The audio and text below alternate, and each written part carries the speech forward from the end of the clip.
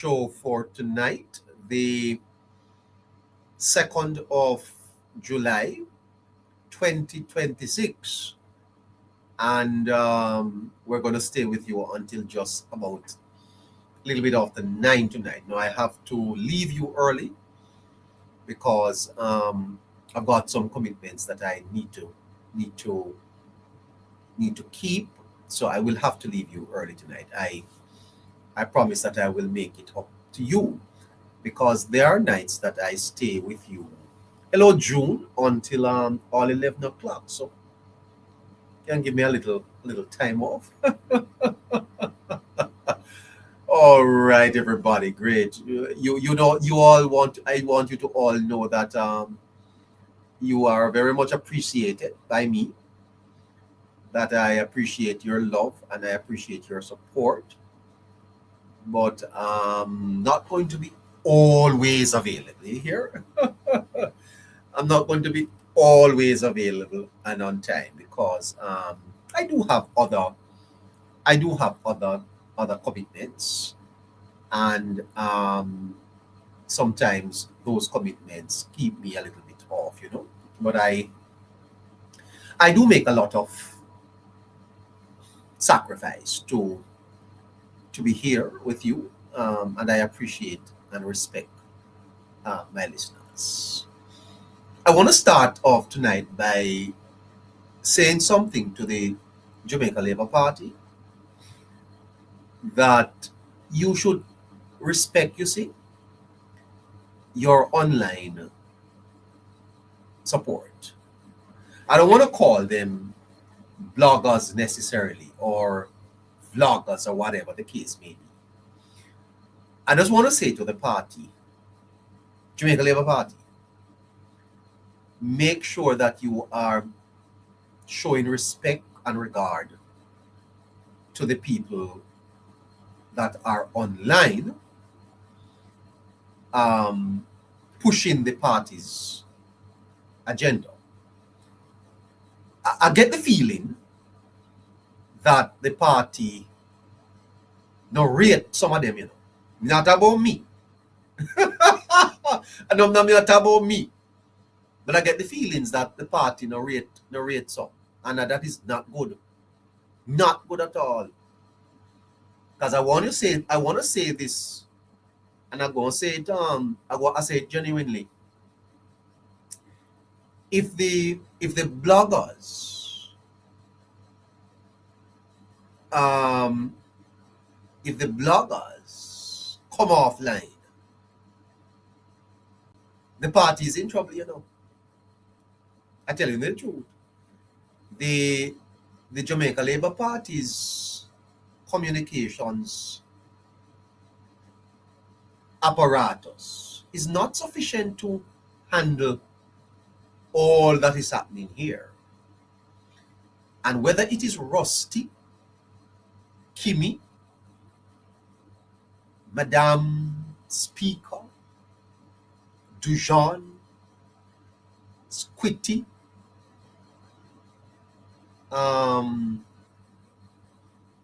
Nathaniel,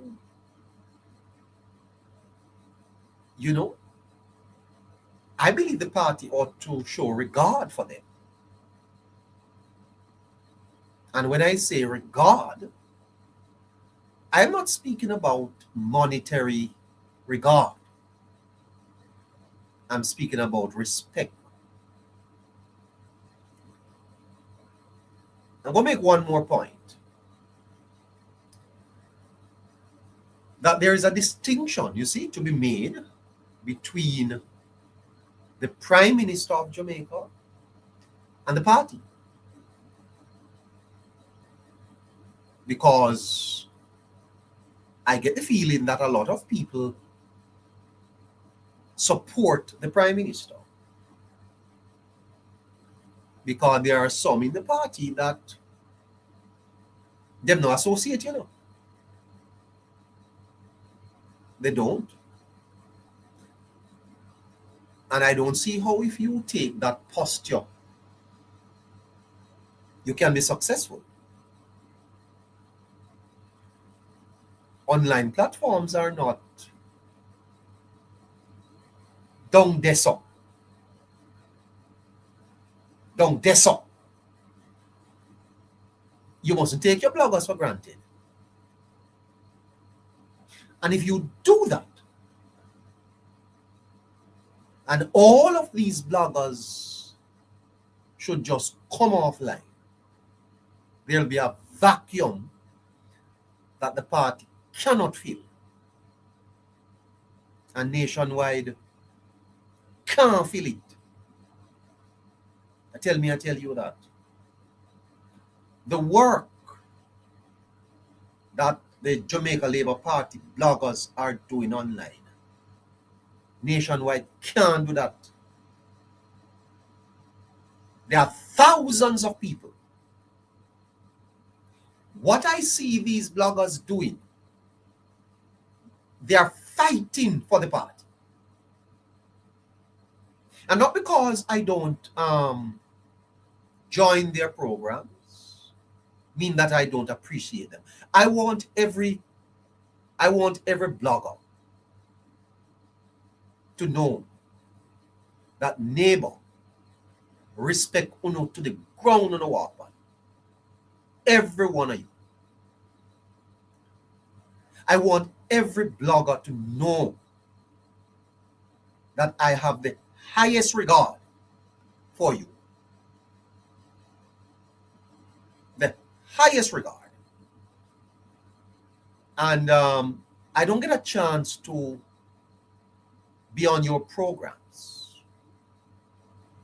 But I want you to know that I lift my hat and I congratulate you for the time you spend online on behalf of the Jamaica Labour Party.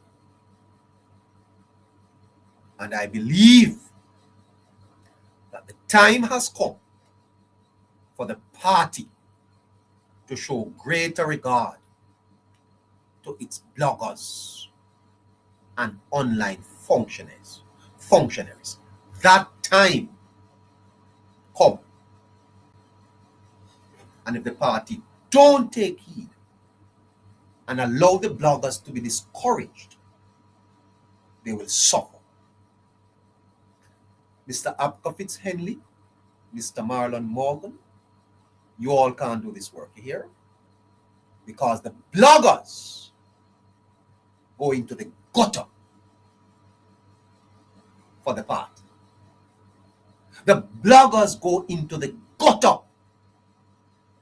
And Mr. Morgan and Mr. Abkafitz Henley not going into the gutter. But there are bloggers that will go into the gutter for the party. And they should be respected as much as Nationwide is respected. And I thought that I would say that tonight. Because it needs to be said. I hope that they screen record that and play it around. Thank you so much, my callers, for my listeners. Do you agree with me? Sophia Powell say yes, it's true. Lady Favor say it's true. You know, I notice, you see, that the PNP people go on the PNP bloggers platforms. Last night, Isaac Buchanan was with Perry. When last have you seen the government Jamaica Labour Party people on the bloggers platform, their bloggers, supporting them? If it's even for 10 minutes or 5 minutes. When last? Right? But as Nationwide ring, they go on there, CVM, TVJ, but they're no business with the bloggers. Well, you soon know. Continue to treat the bloggers like that. Now we soon know. Anyway, Bridget, hi, how are you? If bloggers do not get the respect that they deserve, the party's message is going to be drowned out. What is happening online cumulatively? Chuck, Chops, Dujan, Madam Speaker, Kizzy, Kerry, Nathaniel, Rusty. Who am I leaving out? Infomedia. I hope I'm not leaving. Not to mention this program, Harry, Scratchy, Astute Youth. You think we are idlers? You think we don't have anything to do? Now we come here night after night and they do the same thing. Angel, Waterman, Kimmy. When last has one of the members of the party called any one of them? I don't know. I don't. And say to them, thank you. They have credit on their phone. Are they feeling appreciated? You know, so them have to put on internet on their phone. My listeners know that they have to support me, you know, because if my listeners don't support me, I can't come here. We know, I tell you the truth.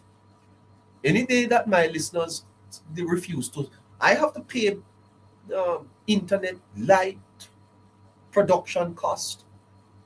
You think that this is for free? I don't do this for free. I mean, well, I don't get paid.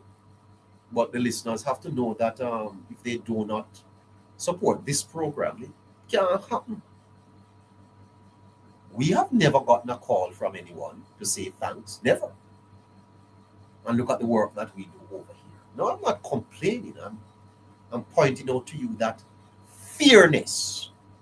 You know, Carl Rogers, that great American psychologist, Bridget Sewina, spoke about, making people feel good about themselves. Making people feel good about themselves. And I think the party ought to do that.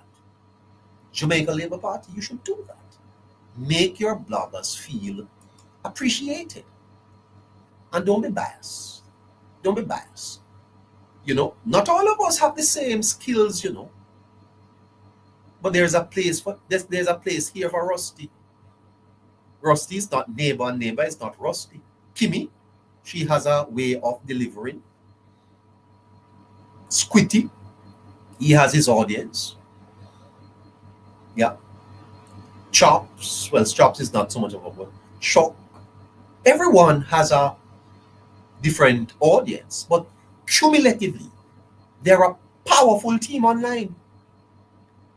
The Jamaica Labour Party online bloggers, they are a powerful team, you know. They're unmatched, as a matter of fact. They're much better than the comrades. You listen to a Jamaica Labour Party chat, or what they call it, live, substantive, substantial. And I commend them. Why aren't they not being supported? Right? Why is Mr. I don't want to call him it. Why you don't go on the platforms and boost them? Because you know the presence of a minister on a program, boost them program, he push it out.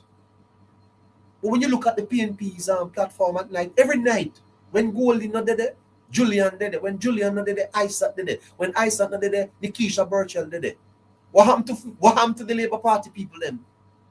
Them better than command people live? Eh? You can't be out here pushing a message for the party.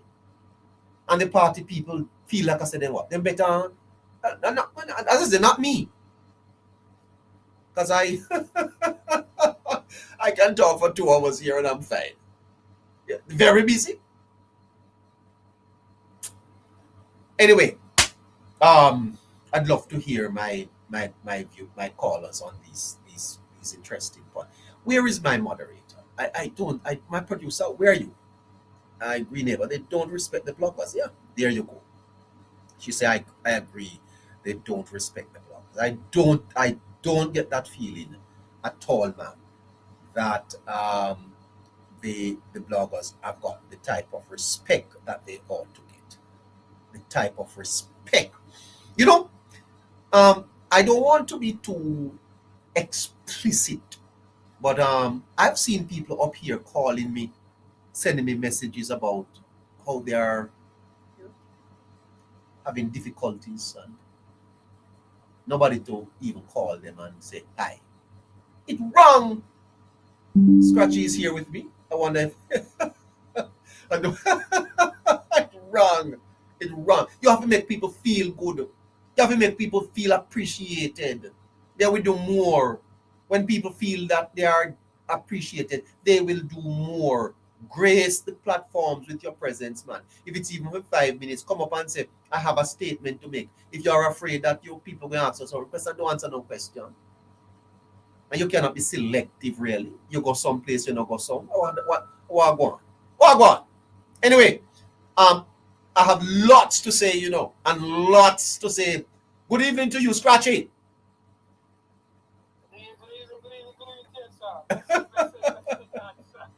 What go on?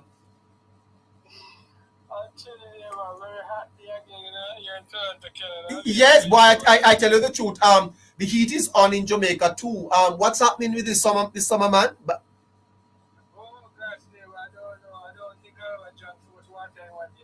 yes. Myself, I've been taking a little of the water. Because it's been quite hot for true. But Scratchy, before I even go to the notes today, I had to get something off my chest, and this is because of some text messages I've got that people are feeling not appreciated in this space by the party. Why you can't talk to them, make them treat the people them better, man? What one? I mean, neighbor, there's aware about politics, neighbor. Every single politician, neighbor, as some form of access, neighbor. I understand the use of social media. I know how important social media is, neighbor. So I don't think, neighbor, it takes me, or it take anyone else, neighbor, to let these persons understand, neighbor, what is really going on social media. Because sometimes even I myself kick back, neighbor, and I wonder if the party knows or understand the extent that some of these persons go to, neighbor, above and beyond. Yes. They call that duty, I wonder if they understand how combative the space is. And that people are going into the gutter for them. People are going into the gutter, neighbor, and a lot of these persons, neighbor, and a lot of us, neighbor, who are going into gutter for these persons, neighbor. Sometimes we don't even have a personal relationship with these persons, neither. Don't even know them. We don't even know these persons, neighbor, from a personal standpoint. But you do it because you love your party. Yeah, we do it because we love the party and we beat the neighbor because we like to see what go on in Jamaica. But at the same time, neighbor, one and wash the other, and it can really look bad, neighbor. And the reason why you say it can look bad is the opposition, neighbor, they are supporting their bloggers. That is what I was pointing out to me today, that every night on some of these people have 50 people on them channel, Scratchy, 50 and 60, some of them 20, yet the executive of the PNP, they're on it. It is a battlefield on social media between the two political parties, neighbor.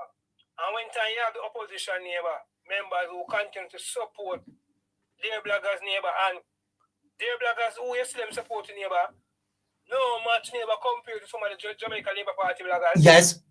But despite that, no much in no way, shape, or form, but despite that, these member of parliament, opposition member of parliament, still see it fit, neighbor, to go over to this platform, neighbor, and let these people know, neighbor, become and have some form of strength within the whole organization of the PNP. Because our good friend there, neighbor, the one who's sick in the neighbor, when you think we platform take off like that? Okay, yes, because it's not in people one year. They built him. They built him. They have built him. They built him, neighbor. They built him. So I think, neighbor, I think this thing reach a level, neighbor, where the government ministers, neighbor, I think the time has come now. Well, let's stick with the part. Let's stick with the party, Scratchy, because we don't. And from a party standpoint, yeah. neighbor, yes, something needs to be done. These persons are out here fighting blood and tears and everything, neighbor, for their party, and it is starting to backfire in their face because they are not getting any form of strength in terms of persons coming on their platform, speaking about the government news, highlighting and showing them about the good work that they are doing. So some serious thing need to be done, neighbor. And again, neighbor, you have to look at things from two ways to neighbor. We as bloggers, neighbor, also have some form of blame to hold to. Because despite all of us being bloggers who are pushing the message of the Jamaica Labour Party, we are not seen as unified same way. It is a space, neighbor, where even though the argument is about PNP and JLP, there's still some form of competition even within the locals who support the same mission. Persons who want to be seen and who want to be known as number one, number two, number three, and who want to say they are the best or they are the worst. So as I said earlier, neighbor, everybody do this thing different, neighbor. Everybody come with their own style, and everybody's style managed to reach a core section of our population, neighbor, without we deliver our message. But I think some blame must be laid on our feet as well, neighbor. We must understand that the Jamaica Labour Party is the government of the day, and if the government should approach us in a certain way, the government want to make sure that we are conducting ourselves within a certain level, because it is going to be known, neighbor, if it is done. So if the government approach bloggers from a financial standpoint, it is going to be known, where whatever these bloggers do, or whatever these bloggers say, is going to be a representation of what the Jamaica Labour Party, by extension, might be saying. I don't know if that is something that scares the party, why they do, but I know, neighbor, we know that there are unique ways how these Jamaica Labour Party persons, neighbor, can reach out to these bloggers. I'm not really to say anybody look at salary neither. Persons just want to feel recognized. Yeah, appreciate it. Because I think these people are independent and are working. And I know the money. We have been in opposition for 18 and a half years. Yeah. We know what it is like to not receive anything from politicians and not being able to get anything. So labor rights don't depend on it's not a money thing.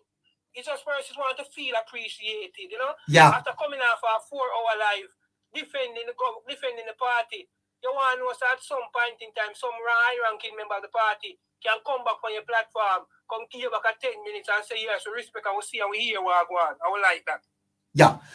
Well, as I said, Scratchy, people have reached out to me to say they are feeling discouraged, and they want to move on because they have never been appreciated. And I said to myself, really? And these are people who I came here and saw. They have struggled to do the job they do, and they do it with such passion, And I just felt, Scratchy, that the party need its bloggers, Scratchy. It needs an online presence, because if they ever come off, I'm telling you, the thing now will look good. You don't agree with me? Yeah, well, the party definitely need the online presence that the bloggers bring, neighbor. Sometimes I myself, neighbor, is amazed by the levels of the discussion that I see, neighbor, coming from a lot of these platforms. Everybody with their own different unique style and their own different ways, pushing it, neighbor. It's like it is not planned, neighbor, but to how it look, neighbor, it look like it have some form of planning towards it. Yeah. It look like it have some form of organization, because if you look at all the Jamaica Labour Party persons blog compared to the PNP, neighbor, there's always a Jamaica Party live and live that is going, neighbor, on TikTok, neighbor. Is that so? There's never a time during the day, neighbor, where you can't find at least a Jamaica Labour Party live going on, neighbor. And I don't think that is something that we plan. It's just how persons see the importance of blogging on behalf of the Jamaica Labour Party. You have an early morning live, neighbor. You have a live that might come within the breakfast period at 10 or 11. You have a next afternoon live, it might run till them time there. You have a next live from 2 to 3, 4, 5. Then you have a next live from 7 to 10. So there's always a presence, neighbor, of these bloggers online, neighbor. And I don't think that it was planned, but it just happened in a way, neighbor, where there's always a presence and there's always some form of political discussion being done. And the discussion, neighbor, is always going in the direction of the Jamaica Labour Party to make the Jamaica Labour Party look good. And I think that is something that the Jamaica Labour Party should recognize. I think so too. The fact of the matter, Scratchy, is that I don't think that I think it would boost people's morale, the way they feel about themselves. Because you know, Scratchy, I'm gonna make a confession that when I started this live, and you know that there are so many other things that I did and was doing, I kind of feel a little way, you know. I'm going to tell you the truth. I really felt a little way because lives to me were kind of some things that, you know, it was not a space for. I never saw it as a space where you could go in with a certain level of decency. You know, it was kind of tough. And so I wondered, what on God's earth am I doing in this space? But I found out, Scratchy, that this is a powerful means of communicating with people. And every night, Scratchy, thousands of people tune in to listen to lives cumulatively. And it is the major means of people acquiring their information, more than TVJ, CVM, and all the radio stations put together. Yeah, these TikTok lives, neighbor.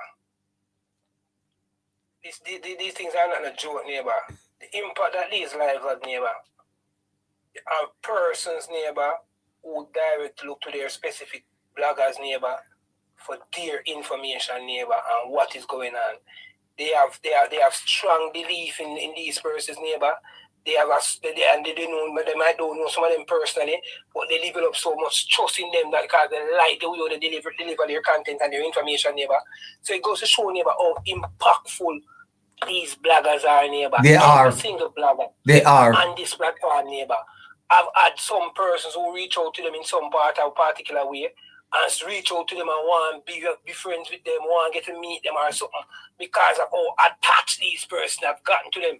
You yourself, neighbor, look how much persons they come meet on this platform, we get to some of them visit them, come link you, them, you know? Yeah. So, and all the other bloggers too. So, neighbor, it is an impactful platform, neighbor. A lot of bloggers on this platform, neighbor. Take even a Madam Speaker, for example, neighbor. I can guarantee you, neighbor, that Madam Speaker can walk in Jamaica freely. She's well known. Madam Speaker has become a local celebrity, neighbor, a political celebrity. Yes. She's basically a political celebrity, neighbor. Yes. Anyway, she want neighbor persons can say, Madam Speaker, let's come off a TikTok. And what are you saying to me? Yes, I'm telling you, neighbor. Same thing with a man like you. Well. Same thing with enough others.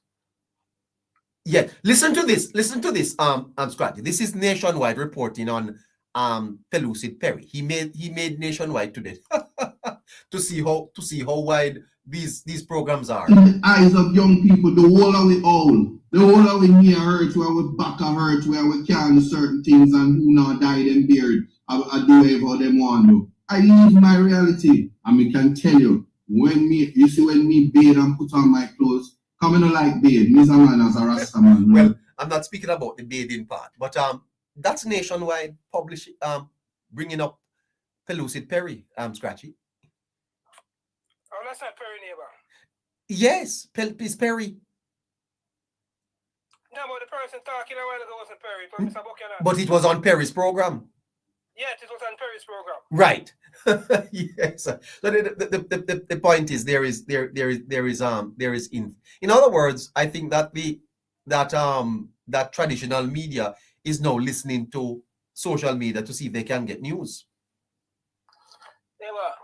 Social media is why we say traditional media is fading away. Traditional media, neighbor, is controlled in certain level, neighbor. Traditional media is guided by certain things, neighbor. Social media now is a much wider platform, a platform where you can truly express yourself in the most natural of forms, neighbor, without have to worrying or wondering. You know, TikTok is more guided in terms of its guidelines and stuff like that. But the social media overall give you that chance and give you that opportunity to be yourself. Yes. To be unprofessional, you know? And that is the reason why, neighbor, you see so many persons take on to social media, because social media don't often come to the guidelines in terms of the language barriers or the use of certain language that might come with with traditional media and the way how traditional media operates, persons can relate to social media. That's why social media is exploding at this rapid pace. And it is so difficult for a lot of persons to catch up. Thank you so much. Let's go to the notes, Scratchy. Seem like you are here with me. You stay with me. But by any fair assessment, Scratchy, Andrew Holness has been a good prime minister. He has gained the respect of world leaders. Was invited to the G20 summit in South Africa. And when you look at what he inherited in 2016, a country indebted, crime, the social challenges, and then came COVID-19. Now Holness is handling Hurricane Melissa.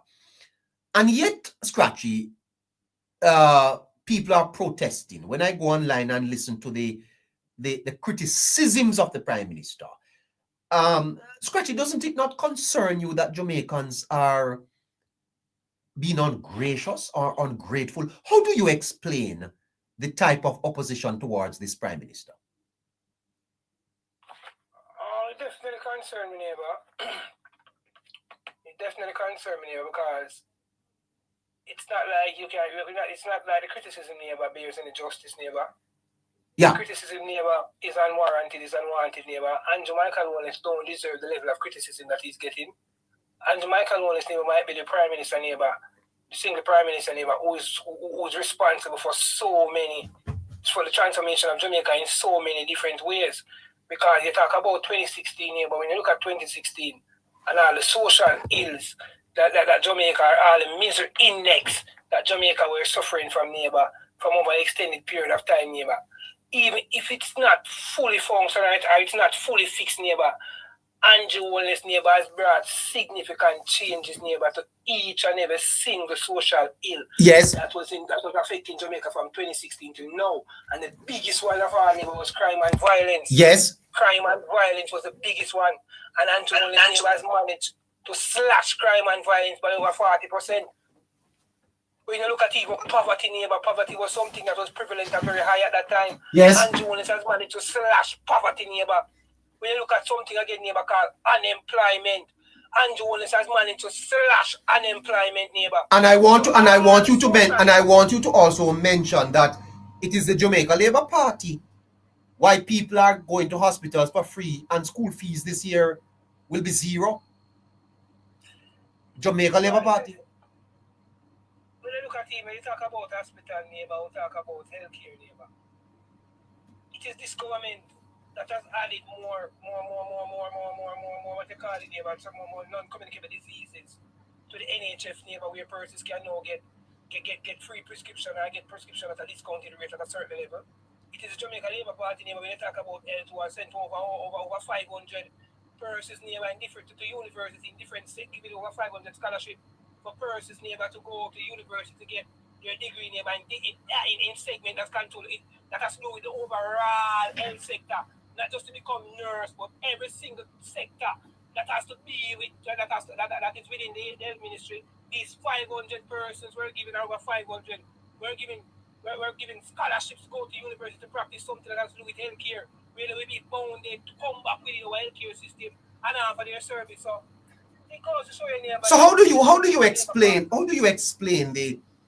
the opposition to him and the protest? I mean, what is really happening in Jamaica? And is it that our people are ungracious? Are they not seeing the progress? Or do they expect more? Is what happened? Our people see the progress, neighbor. And a lot of them know the progress, neighbor. Because one thing I can tell you about Jamaica, neighbor, could I want to be biased, or could I want to have one-sided, neighbor? We always have that moment within ourselves, neighbor, where we'll be true to understand and know, say, yes, this is this and this is one. Neighbor, every single person can attest and they know that Andrew Holness is doing an exceptionally well job, neighbor. What is going on, neighbor, is a level of elitism that is going on within the country, neighbor. Jamaica is not a country that suffers from racism. Racism has never been our thing. But there's a level of elitism that is going on because the current leader of the opposition, neighbor, is someone who brands himself as a Tapanarist, Now, when you look at someone being the prime minister neighbor of a country like Jamaica neighbor, when you look at all of our past prime ministers, I don't know the exact background of all of them, but Andrew is our first post-independence prime minister neighbor, someone who talk about his life where a lot of us can relate to. Don't come from any of the 21 families that they make up Jamaica from a financial standpoint neighbor. Humble beginnings to come and hold one of the highest office in the land neighbor. There's the elitist neighbor, they are not going to be pleased with this neighbor.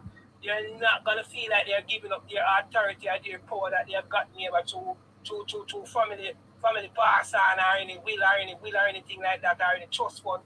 They're not gonna feel neighbor like Andrew Michael Owens is that person who you're supposed to give their respect as a prime minister. Someone neighbor who in the so-called realm of our education system didn't went to one of the most elegant or more popular traditional high schools as they so-call them in Jamaica neighbor. But still managed to rise above his humble beginnings to become the prime minister. So there's a lot of persons in our section neighbor who don't like this and they play on the person's mind neighbor who support them and they try to muddy the water to make it look like he's a liar. They try to muddy the water to make it seem like he's crooked because they want to say yes, he come from humble beginnings. So these are characters that he must own, and these things are characteristics that must be a part of his life. He must be a thief, he must be a liar because he's not an elitist and he come to one of the highest office in the land. So it's all a competition neighbor. And as I said before on this platform neighbor that every single youth in a Jamaica neighbor, Usain Bolt and I undermine Usain Bolt or anybody who has sporting talent neighbor. But sporting talent is something that you're born with. You know, sometimes no matter which way you go, because if you're talented, you just care at nothing because your talent will bring you forward. Yes. But Andrew Wallace road neighbor to becoming the prime minister neighbor is not any form of talent that he was born to become a prime minister neighbor. He molded himself neighbor, he trained himself and he pushed himself into becoming the prime minister. So all of the youth them in a Jamaica neighbor, whether they are male or female, humble beginnings and all the special talent, they can't run, they can't play football. Andrew Michael Wallace's journey is the true journey neighbor. Yeah. Every Jamaican youth neighbor who want to become something in life. Okay, I put it to you, Scratchy, that there is an old African proverb that says the man who is always looking at the mountain behind him will never appreciate how far he has climbed. Is it that Jamaicans are forgetting where we're coming from? In other words,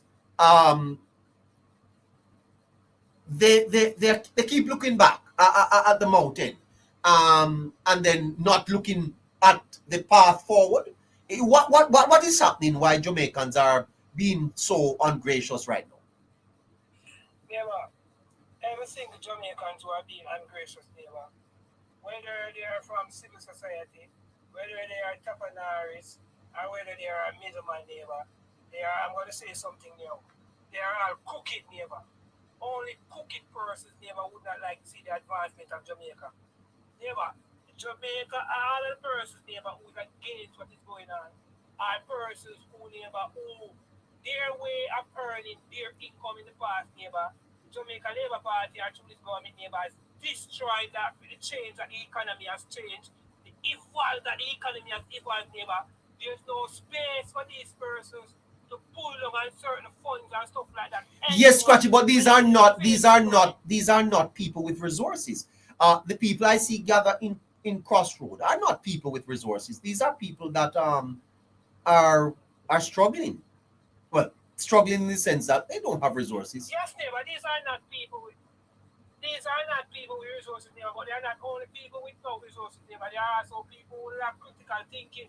And the persons who have the resources, neighbor, play on these persons' emotion and these persons are going through. And use petty cash like a 5,000 or 10,000 to mold these people to come out and support to make it look like say yes, these and look at these persons don't know what they're marching for, don't know what they're walking for. And if you look at these persons who are saying that nothing will go on neighbor, they are persons who based on their skills, their own personal skills. It is definitely nothing should not be going for you for true. Sorry. Jeffrey, you're talented. Jeffrey, the government has nothing out there for your talent, and your talent is going to waste. First thing, you're talentless, you're skillless, and you're knowledgeless. So what do you expect to go on for you? Yes, hold on there for me, Scratchy. Shafrin, I saw KC Yes. on YouTube. Would you want to? Okay. Are you doing this because you stand for something that happens to align with the JLP, or do you want to be controlled by a party for money? Okay, I listen to you because your presentation aligns with mine and is in agreement with where I see Jamaica's future. Well, KC, I want to thank you for that, and I want to thank you for the support that you give to the program. KC, the Politics Plus is an independent network that supports the government of Jamaica. We support truth and facts. We are in no way doing this for money. Because if we were, I tell you, that would have been a different story. However, Casey, I am always very open to my listeners that unlike other programs, this one comes at a cost. And the work that we do is it costs us to do it. And if we are going to put in the type of production time, then we ask listeners like you to continue to support us. But I think our views align with yours, as you have said, and we're doing it for the people of Jamaica. But we have to ask that our listeners continue to support us because there are costs involved in producing and presenting this program to the listeners 6 days a week.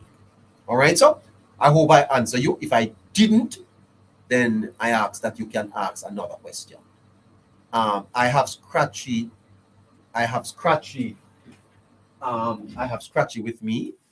We're in the neighbor's notes tonight, 17 after 8 o'clock. I will have to leave you early today because I have some other commitments that I need to get on to later on this evening. Mr. Dobney is with us. I'm coming to you, Mr. Dobney. So Scratchy?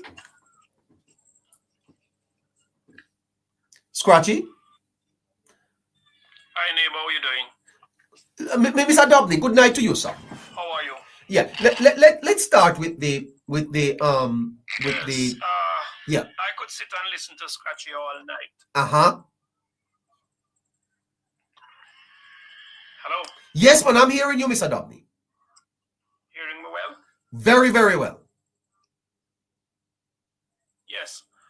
Neighbor, I think Scratchy was on point, and the points made by you as it relates to the bloggers being acknowledged is a significant point. Yes, sir. And I do believe that as the media landscape changes within time, the conversation being continued by the bloggers, being the impactful, making an impactful presence as they have been making, there is going to be coming a time when the bloggers has to be included in the media landscape as a significant part of information dissemination. Yes. And as such, I believe that the bloggers must continue to do their thing, continue to demonstrate the capacity to ignite a conversation among the populace of this country based on the credibility of their arguments and arguments that are in line with truth and sound basis. So I do think that the bloggers should just continue to do their thing, because guess what? If you do not allow yourself to become a part of that voice, then there's going to be no acknowledgement over time. You know, Mr. Dobney, there's a there's a principle in scripture, yes, sir, that said you're not to muzzle the ox that tread the wheat.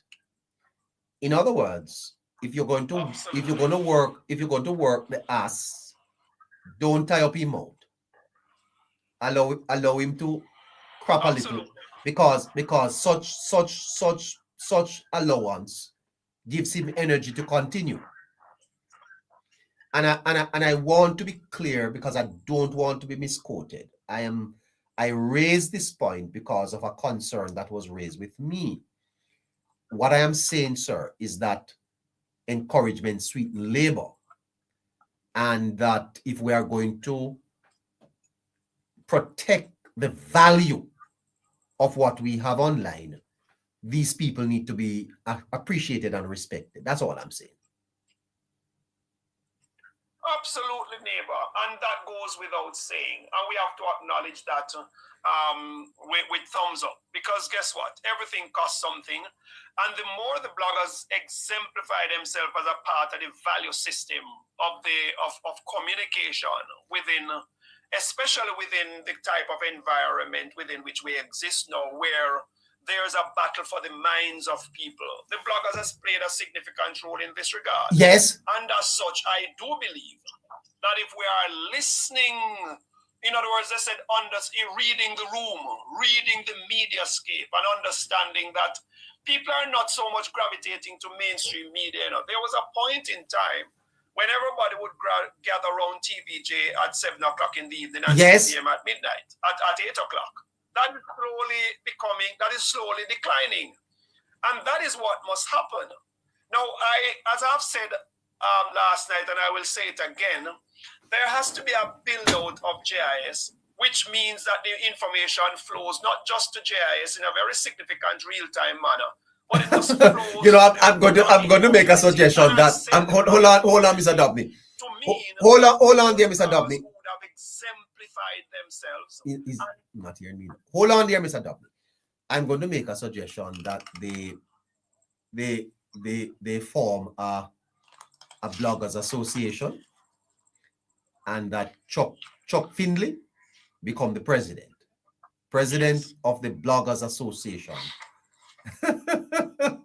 Seriously, you could give it another name. Probably could call it online whatever. I don't know, but that they form an association, register it, Mr. Finley, and make it something that is organized, and you can be the president of it. Maybe Madam Speaker can become the secretary, and you do that. I'd be prepared to talk. By the way, is Mr. Finley there? Well, thank you. I am requesting that the JLP and the government to support this channel with their advertising, as the channel stands for truth. Well, Casey is saying that the party should they should support the channel because we stand for truth. I tell you, Casey, thank you so much. With your support, probably we don't need any more. Eh? Fantastic, great. Anyway, go ahead, Mr. Dobney.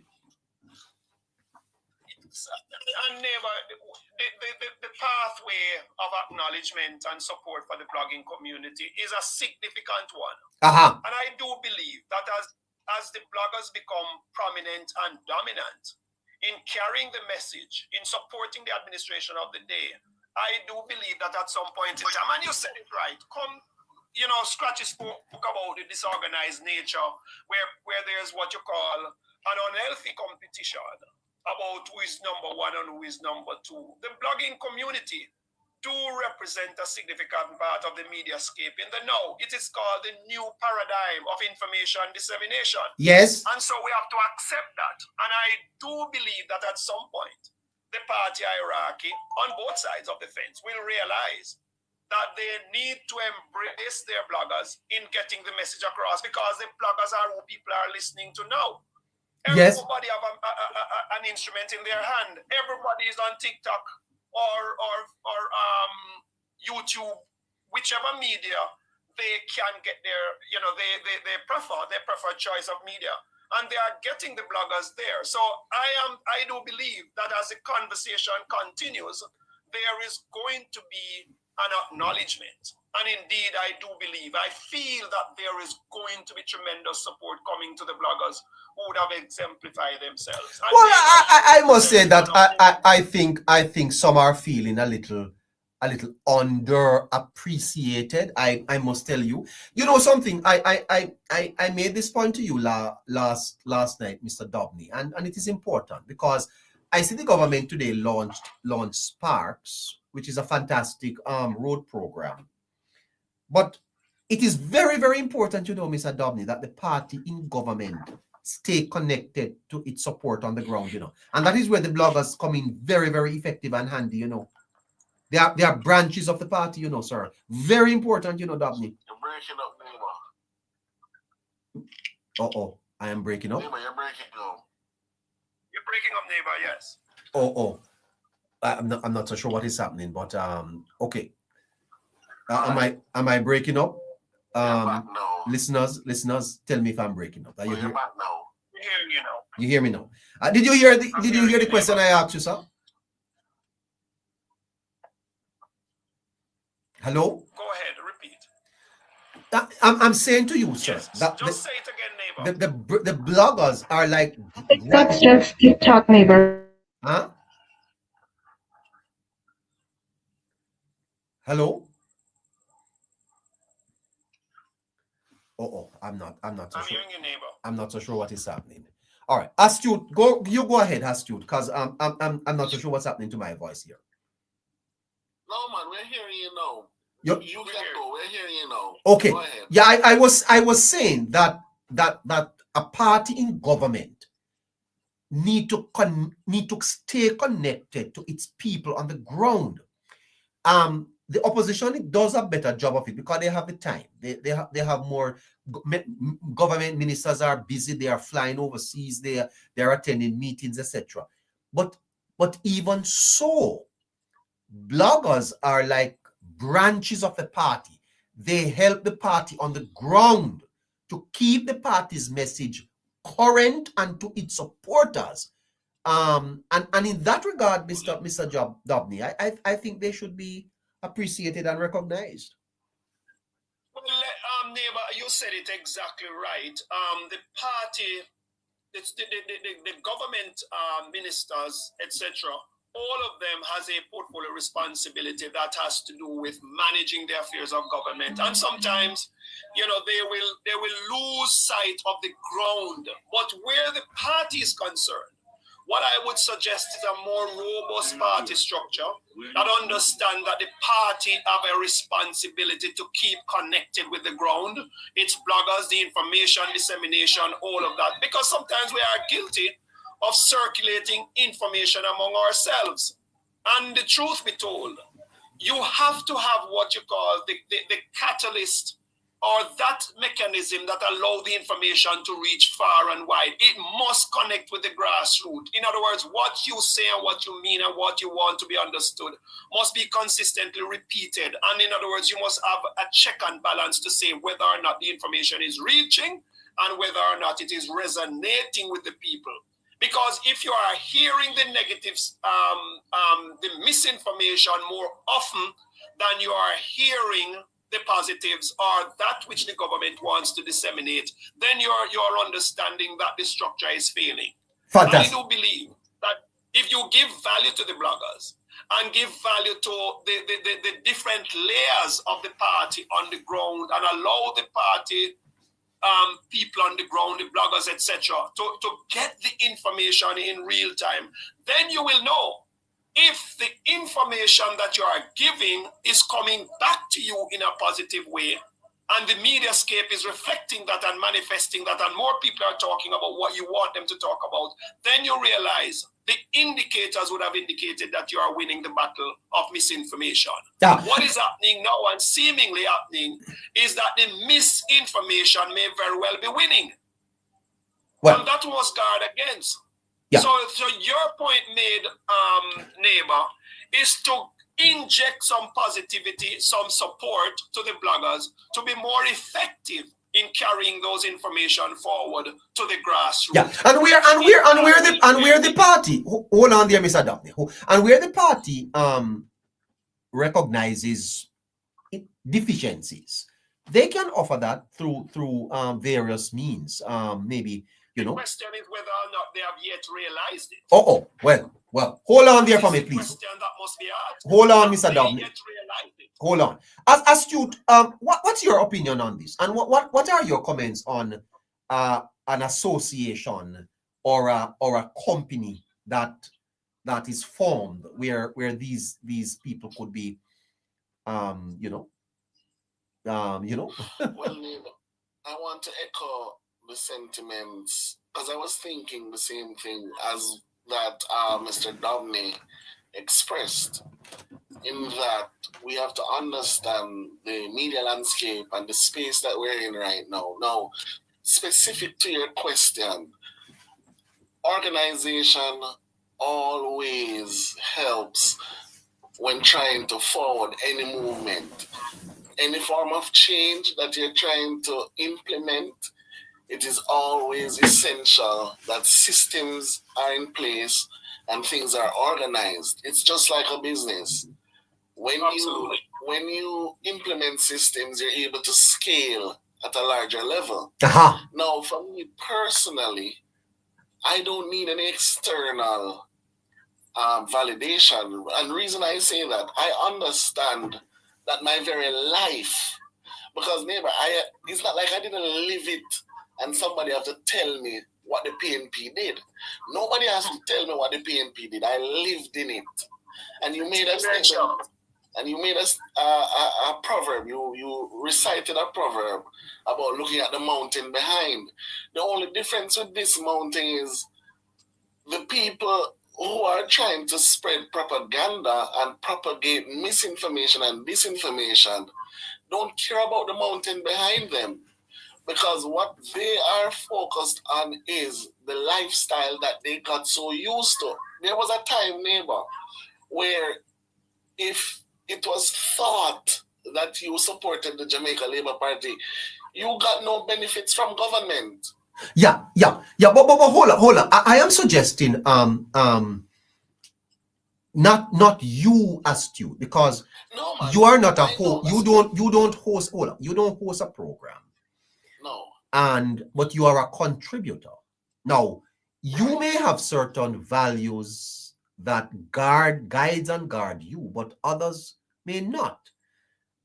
Do you know, sir, that there may be people who want to do a live, but they don't have the credit, they don't have the service, the internet service. I said the organization is important. That's the first thing I said. No. What if you could? What if? And I'm not talking about calling the party. What if you could call the association to say, hey, my service has been disconnected. Yeah. But and I have to put it on or I can't go live. Come on. Fine. These are real things that people face. Why can't that is why I said that is the first thing I touched on. I said I am in agreement with it, because with organization we create systems that are scalable. Because if you're trying to implement change, if it is not organized, it will lead to chaos.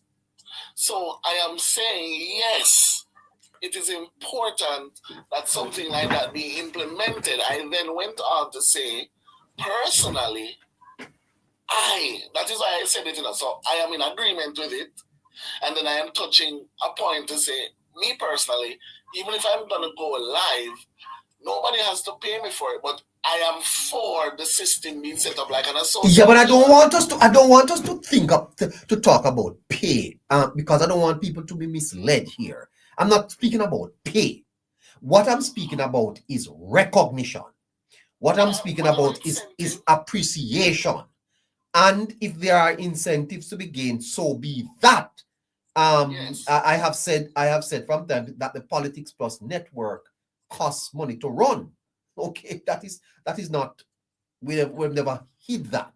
I'm not speaking about us necessarily. Our listeners know how our thing run, but there is a need. Let me tell you this. Hold on. Hold on the Astute. Civilizations, you see, rise and fall, not simply because of their resources, but because of how they remember. And some nations remember only their triumphs and become arrogant. Others remember only their failures and become hopeless. Wisdom lies somewhere in between. You see what happened down at Crossroad? I was going to analyze it I heard Dr. Liakim Samaj trying to analyze what happened at Crossroad on Tuesday. There's a lot of message coming out of that protest, Astute. There's a lot of message that were not said there that need to be spoken of. And one of them, Astute, is that the people of Jamaica, they are not recognizing how far we are coming from or where we are today. They are not appreciating what is happening to the country. Okay? And I believe that the bloggers online play a fundamentally important role in protecting the interests of the government and protecting the interests of the party to the extent that traditional media does not. Because a lot of times, what the online bloggers are doing is speaking up for the party against traditional media's misinformation. Take, for example, the Gleaner, the Porky deal. Online bloggers mash that down, Absolutely. What if that was allowed to stand? Can I ask you a question? Uh-huh.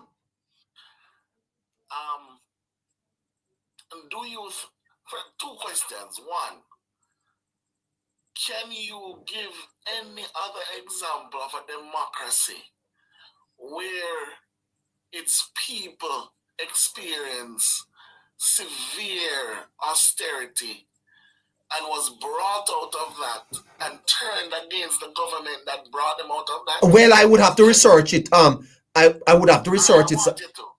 I want you to. But I don't want to Harry's what I find happening in Jamaica, Harry, Astute, is something that I'm trying to unravel. I'm trying to understand why is there this quiet against a prime minister, against a government that has done so much, so well for the country. How? Neighbor, I wanted to do that research, and my second question is, do you think that those same people, whatever psychology is being used in them, do you think those people are capable of being changed? Yes, sir. Yes, sir. I think we have not defined the nation problem sufficiently. I was listening today to a rebroadcast of something protecting Jamaica. He comes on this program often, and I was listening to him today, and I think he sometimes is a little bit, he puts across his point in a way that sometimes is very, very strong. But if you listen to him, he makes a lot of sense, He makes a lot of sense. Jamaica's problem has not been defined properly. And I believe that the government has missed a trick in how it communicates its successes to the people of Jamaica. I think it has. And I believe that is partly why you saw what happened down at Crossroad on Tuesday. It has something to do, sir. It has something to do with dishonesty. I pointed out that last night, where people are holding on to the $5,000 counterfeit note, despite the fact that they were told that it is false. But it also has something to do, sir, with how the government communicates its successes to the people of Jamaica. Because you can't just blame the people. So some of them blind.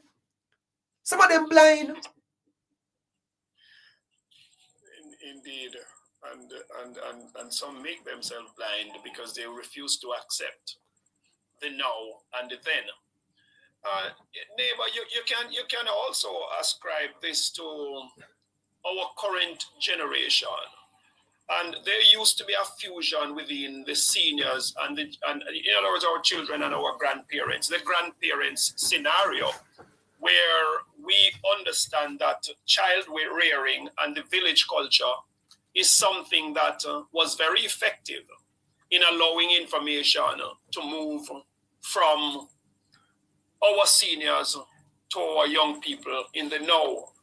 And I think we have not spent enough time to paint a picture as it relates to where Jamaica is coming from. Yes. You know, the period of the 60s. Yes, sir. The meltdown of the 70s, the rescue of the 80s within context, and there will be very varied contexting of what happened during that time. But experientially, we who were born in the 60s understand the value of what you would want to call a rescue plan from the meltdown of the 70s, where the entrepreneurial spirit of our people was literally eradicated within context. And there we come to a point where we had such a meltdown that Jamaica lost its relevance as a developing country. People were no longer interested in coming to Jamaica. People were more interested in leaving. And we have come full circle to a point where we can liken ourselves to the feeling of the 60s for those who know it, where Jamaica was seen as once what we would call the pearl of the Caribbean. Jamaica is dominantly regaining that position within the Caribbean, where many are looking at us and saying, yes, this is a country to emulate. This is a country that needs to be a case study. And that is what we need to bring about, what you call a correlation with where we are coming from, what we have experienced, and indeed what we are experiencing now. Because I dare declare, neighbor, with my limited knowledge, but experientially will say that I've never ever seen Jamaica shine this brightly, growing and glowing in the now. I've never seen it. That's fascinating. But let me put something to you, Mr. Dobney. The paradox of democracy is that objective improvements in governance do not automatically produce public satisfaction. Citizens evaluate governments not only through measurable outcomes, but also through personal experience, political identity, historical memory, expectations, and moral judgments. Consequently, Dobney, a nation may make significant progress while simultaneously experiencing dissatisfaction. How do you explain the progress you speak of and the apparent dissatisfaction in the nation? I do believe that there was a time in the history of our nation where we sit and we look to politicians to solve our problems, rather than looking to politicians become facilitators, to the creators of an environment where we can allow our talents and expertise to manifest themselves in our individual growth and development. So the culture of dependence reaches to a point where we believe that our all in all rests in a politician. That is why when a politician walks into a community, if the hands are outstretched, nobody is saying facilitate. And the politicians in some way are not saying we are here to facilitate, we are here to work with you. Sometimes the politician creates a problem for themselves. And I do believe the culture of dependence has to slowly be eradicated to the point where the politician becomes the facilitator. Because if that is not done, then you are going to have a situation where the politics of our time is always what the politician can do. And if you don't, then I withhold my vote. Then I withhold my love for the party. And then there are people within the political space, green and orange. If the green in us are not seeing what you call the personal satisfaction, or the satisfaction coming to them as individuals, then they say, well, the politics now work. but they are not looking broadly and say the country is evolving to a point where people can see meaningful change taking place. More, in other words, it takes 15 minutes from Kingston to get to St. Thomas. It usually takes over 3 to 4 hours to get to Montego Bay from Kingston. All of these transformations that are manifesting themselves and the greater level of credibility economically within which we are seen by the external, the regional, and the international community are strides that we must communicate and indeed draw the parallel to when this was not factual. That is true. Because of the governance framework that we experienced. So all of this has to be packaged effectively and communicate to say, this is what we were. This is what has happened to us. Yes. This is how we reshaped ourselves, reposition ourselves. It's like a failing business being turned around. Thank you. This government, the Jamaica Labour Party, has turned around the fortunes of the business called Jamaica. And they have made it into an organization where tourism is flourishing, the health sector is transforming itself, the whole issue of education is in the transformation mode, and all of this, the people has to start seeing those realities. But unless it is packaged and effectively communicated, we may very well lose the point. And that is why Crossroad, within the context of an interview of individuals, why are you here? Right. What are some of the issues that you're facing? What are your pain points? And indeed ask them, is there anything good that has happened to Jamaica since 1960s to now? The younger people will not understand. And some of the older people who understand but are politically biased and dishonest will say nothing has happened and Andrew Holness must go. Thank you. And they say we must allow the movement. Yes. Of information dissemination to nullify those situations where people must understand that if you speak nonsense, then you are going to be shown up for what that is. And if you are a political figure and seek to distort truth without regarding the history of where we are coming from to where we are now, in speaking, giving misinformation, then you must be called out for what it is.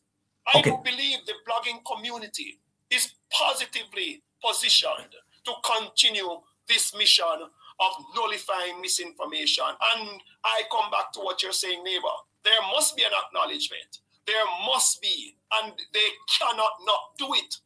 They have to. I think it's almost. Let's make this into a round table discussion. Astute Harry, Scratchy, I hope you can rejoin us. But let's open this up to not me asking questions. Let's discuss this. Members, jump in at any time. Let me start. Harry, are you there? I'm here, neighbor. Member Harry, the philosophical expectation. As societies improve, expectations often rise faster. Progress does not end demands. It frequently creates new ones. Is it that we have progressed so fast, Harry, that the people of the society are expecting greater transformation and are not patient with the pace at which we are going? Is it that the success of the government has itself created a psychological problem, a philosophical problem? Well, we have to look back to go forward with this one, neighbor, right? Because as we improve, as we develop, naturally the needs and aspirations of people will improve. Yes. Every generation knows that that's human evolution at its finest. But to bring it to a minuscule level for Jamaica, what has happened is that the current administration has to be undoing a behavioral change that occurred, right? And what we see, especially with the younger generations, neighbor, they would have turned away from traditional government, right? That really would have driven societal improvement, because we all know in terms of, the experience that they would have had came from systematic exclusions, a profound distrust when it comes on to the political institutions, as well as frustration, neighbor, with partisan gridlock politics, political affairs. Now, they rather to go through the what I would say, redefining, if I must say, civic engagement, right, through a direct action rather than what I would probably frame as traditional bureaucracy. Now, when that happens, the rate at which said people demand things has a correlation, because once they can achieve similar or close to what they're demanding, it simply means when they're asking for the same thing from an institutional level, the time frame is shorter. The expectation is not just higher, but have a limited time, especially with the fact that it's something that would have been driven from globalization. We've seen where other nations did it. For example, Singapore and Jamaica, who are similar to a great extent. And when you look at that and people say, but Singapore did it, they're not looking at the full outcome and what was required, the full process of Singapore and a neighbor. They're just looking at strategic things that pops out at them. Similar population, similar in terms of some form of tradition, that kind of things. And they're saying if they can achieve it, why couldn't we? We had more minerals, we had more things to do. So now they're looking at it to say, listen, we've gone through all of these things, including economic problems that are now doing by governments and done by governments, and persons are fed up with it. So when they look at the current administration, who has to be undoing all of that, trying to change behavior, which, if anybody knows, behavioral change don't just happen like that, neighbor. Trust don't just get built back immediately, right? Because even those who are there to help you, and this is why I lift my hat off to Andrew Holness, neighbor, trying to help those who are fighting against him. So he's fighting against them to help themselves, neighbor.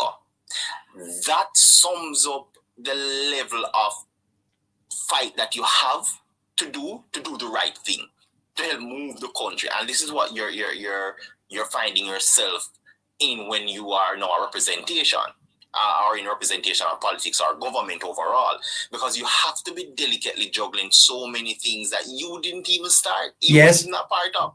You are now the solution, but you're being treated like the problem.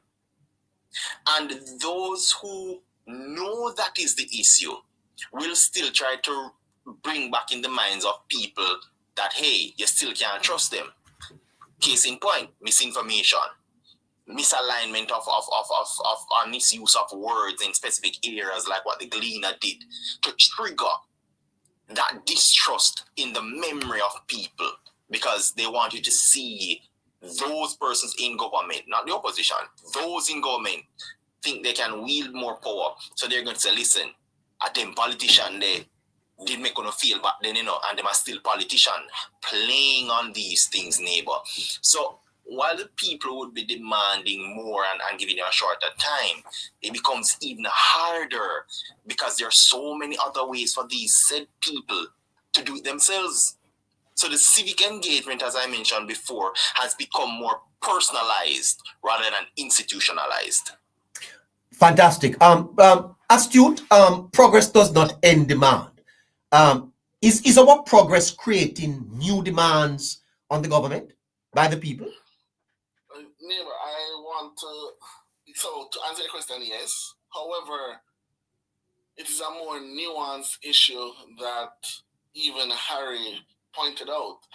The challenge is the two things. I think in Jamaica, the level of the education or the educated is low.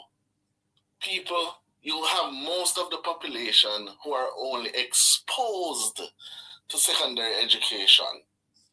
Not only that, we don't have a populace that reads to understand and interrogates information.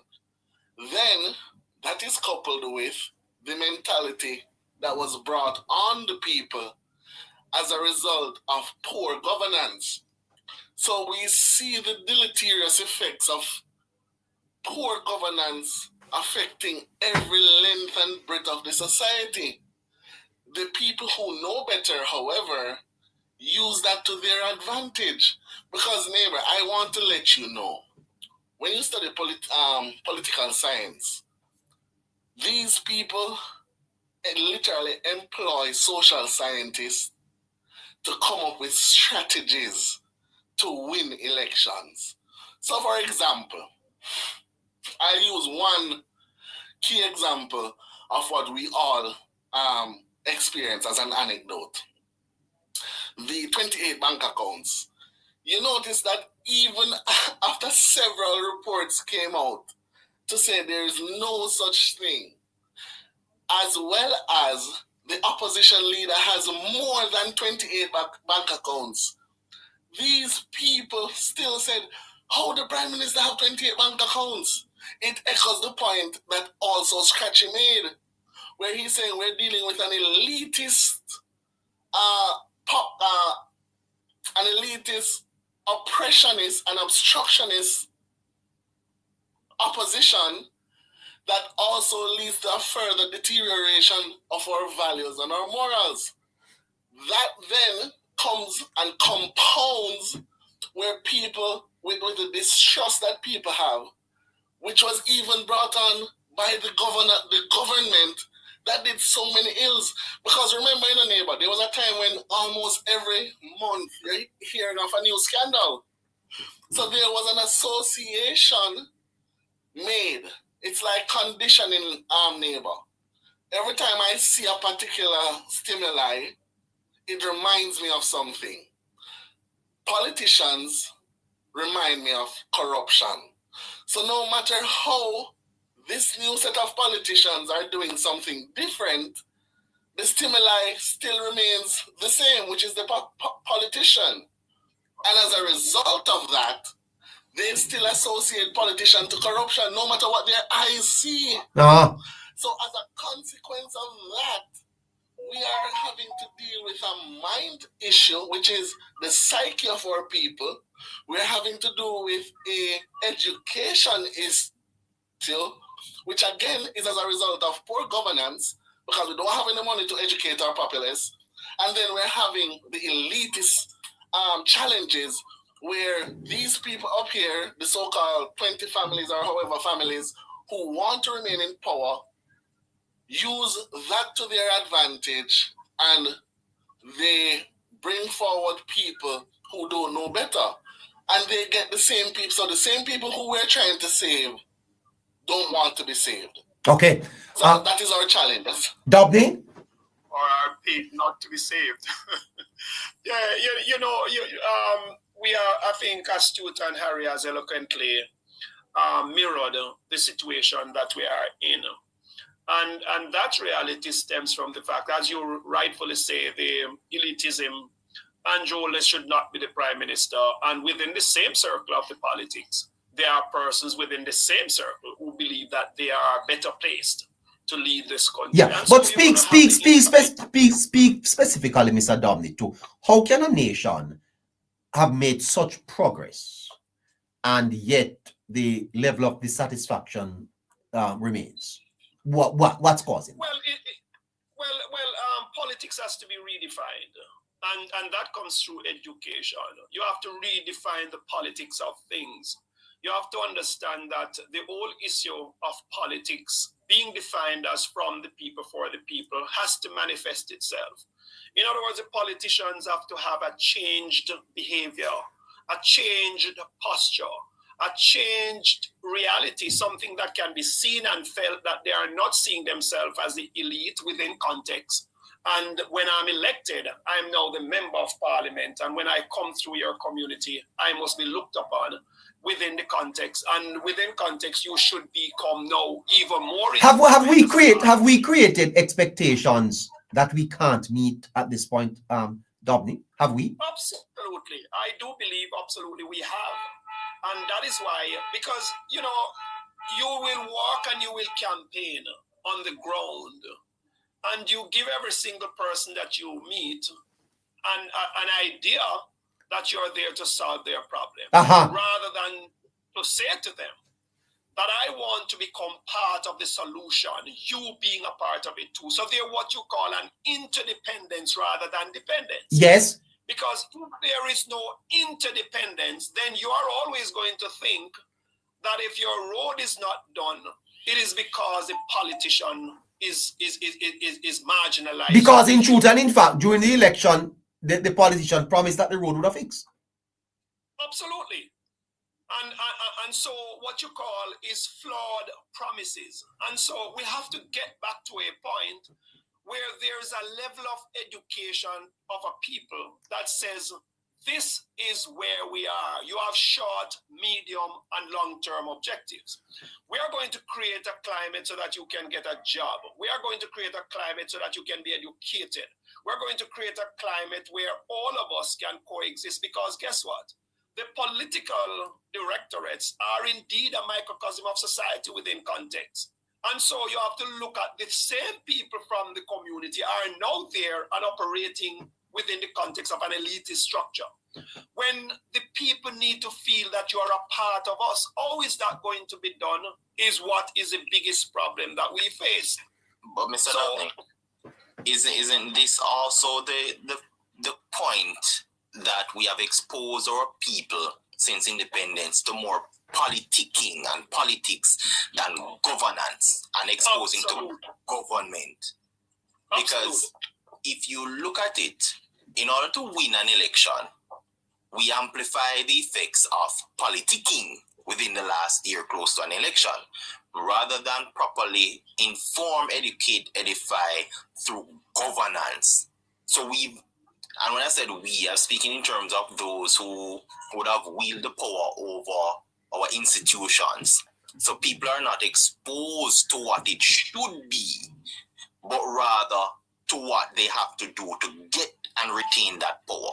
That is what people is against, and that's what they've been exposed to in such a vast way, rather than being exposed to full-on governance and how to govern a country.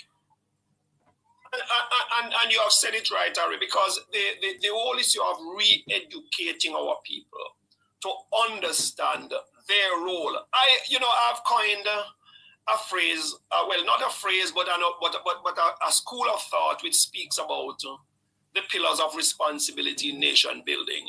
There's no greater responsibility that the politician has than the people have. And as such, the responsibility of the people has to correlate itself with the responsibility of the politician and vice versa. The whole issue of every social, professional, and vocational pillars are part and parcel of the collective responsibility that forms the governance framework. The people, the politician, the police, the principals and teachers, the students within context, the physicians, the parents, all of those are pillars of responsibility that if effectively galvanized and re-educated as it relates to their role and function in the governance framework, then I do believe that there can be a change of the people's mindset of dependence and overly dependent on the politician, and the politician over exuberant in saying to the people, you can trust me, I come to solve your problems. Yeah. I come to give you what you require. And that is what is a big problem that we face, the redefining of our governance framework and the redefining of our politics.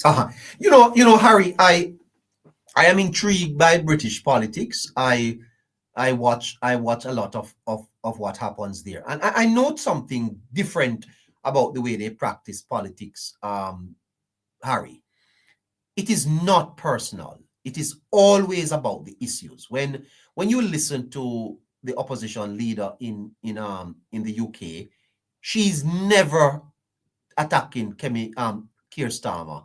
It's always about the issues that affects the UK people. It's part of our problem, Harry, that our politics is unique in the sense that it is so tribalized and personal And therefore, irrespective of progress made by any government or this government, it is always going to be fractious based on the politics we are practicing. Is the politics part of the problem?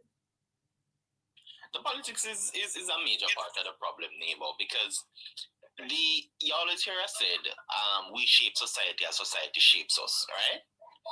And how we've practiced politics has shaped those very persons who have gone into politics. So they become a byproduct of the environment created within it.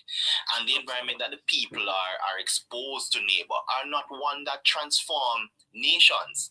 It transforms individual lives who are closest. So it shows that the transformation only happens in close proximity to these people, rather than what they are put there for in nation building. And as such, it becomes so tribalistic, because now what happens is that those who are closest in proximity, neighbor, to scarce resources will always defend their position first. And if their position is tightly held to a party, then tribalism will be maintained for generations. Because that's where we see now people continuously have voted along party lines for such a long time. Absolutely. Yeah, because the dissatisfaction, Harry, that we hear people protesting about. Quite frankly, Harry, the people, those things, those are not the issues that, if we are going to be dissatisfied, we really should be dissatisfied about. The point really is that the dissatisfaction seems to be grounded in politics. And I'm saying, is the politics not deleterious to Jamaica's progress? Is it not part of our problem, the way we practice politics? It is a problem and it is a solution, neighbor, which makes it to be in a precarious position in how you change it, because now you have to have a delicate balance. And I want to tell you this: at some point in time, for this transformation to continue and also probably to be completed, you have to have a sacrificial lamb. And at this juncture, there is a sacrificial lamb, because I'll tell you this: what the current administration is doing and Dr. Andrew Holness is doing, he will become the sacrificial lamb, because he will. But sacrificial in what? In what sense? In what sense, though? In what sense? The attacks we've seen, neighbor, is as a result of it. You know, I've never seen or heard stories being told of a leader being character assassinated in this manner. Not just by people, but from an institutional standpoint as well. So, in a sense, he's being hit left, right, and center, and being painted and demonized, while all together trying to complete this transformational change that will benefit not just the current generation, but those to come after. So he's, just like how we mentioned, that the political landscape started to change with him, because of how politics turned, and he was seen as the pioneered individual to be the catalyst of it in Jamaica. It has been changing slowly around the world, but for us, he represented that. And when you are representing something bigger than you are, neighbor, and people are putting things to you, people are aspiring and saying, listen, you're the man for the job, we want you to stay there, we want you to get it right. Those who want to get that power need to ensure that they find some way to remove him. And the way to do so is to attack him from all fronts. Hence why I said he will become that sacrificial lamb. And he will never get the respect, I can tell you, neighbor, until he demits office, when he's done his time, and people look back at how Jamaica progressed in one of its worst times in history, because it may look good now. But when we look at how we've been hit economically, left, right, and center, COVID, natural disasters, trying to fix a debt that he didn't start, trying to bring down crime, revolutionize healthcare system that should have been done 2 decades before now, improving education, building back infrastructure, specifically road, more importantly, finding the financial balance to do these things, almost working miracles, neighbor, he will not be appreciated for these things until we have to read about him. We have to go back in history and look at how Jamaica changes. And when the global scale, the international market shows that, listen, this is a man we should have appreciated and lifted higher, that is when he will be remembered, neighbor. And then it's a sad thing that it happens to great leaders, but that is what is going to be his reality. And we who are living it with him have to ensure that we push it on, that we become part of the change, that we help to change the political arena even more, and to push governance over politics, because that has hurt us more than we know, more than anybody who is listening now can fathom, neighbor, because that causes behavioral changes in individuals that they've undergone without even knowing that this was what caused it.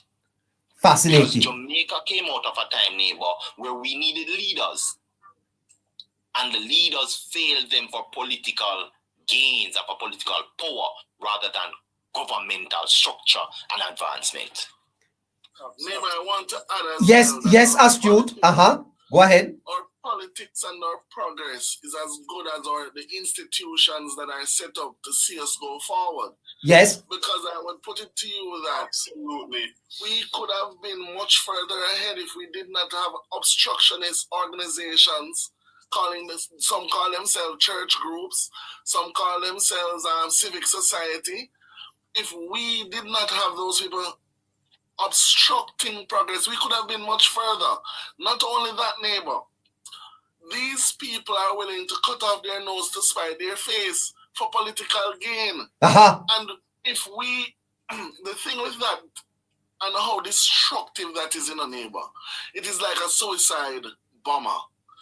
He wants to get rid of everybody, and he gets rid of himself as well. Well, it's like the bees, you know. So if a bee sting you, it dies, yes, you know. It dies. Because in its last means of defense. Yes. So even the bee have a sense to know that I do not use this unless my life absolutely is being threatened. And it is to protect the queen. Yes. It is to protect the queen.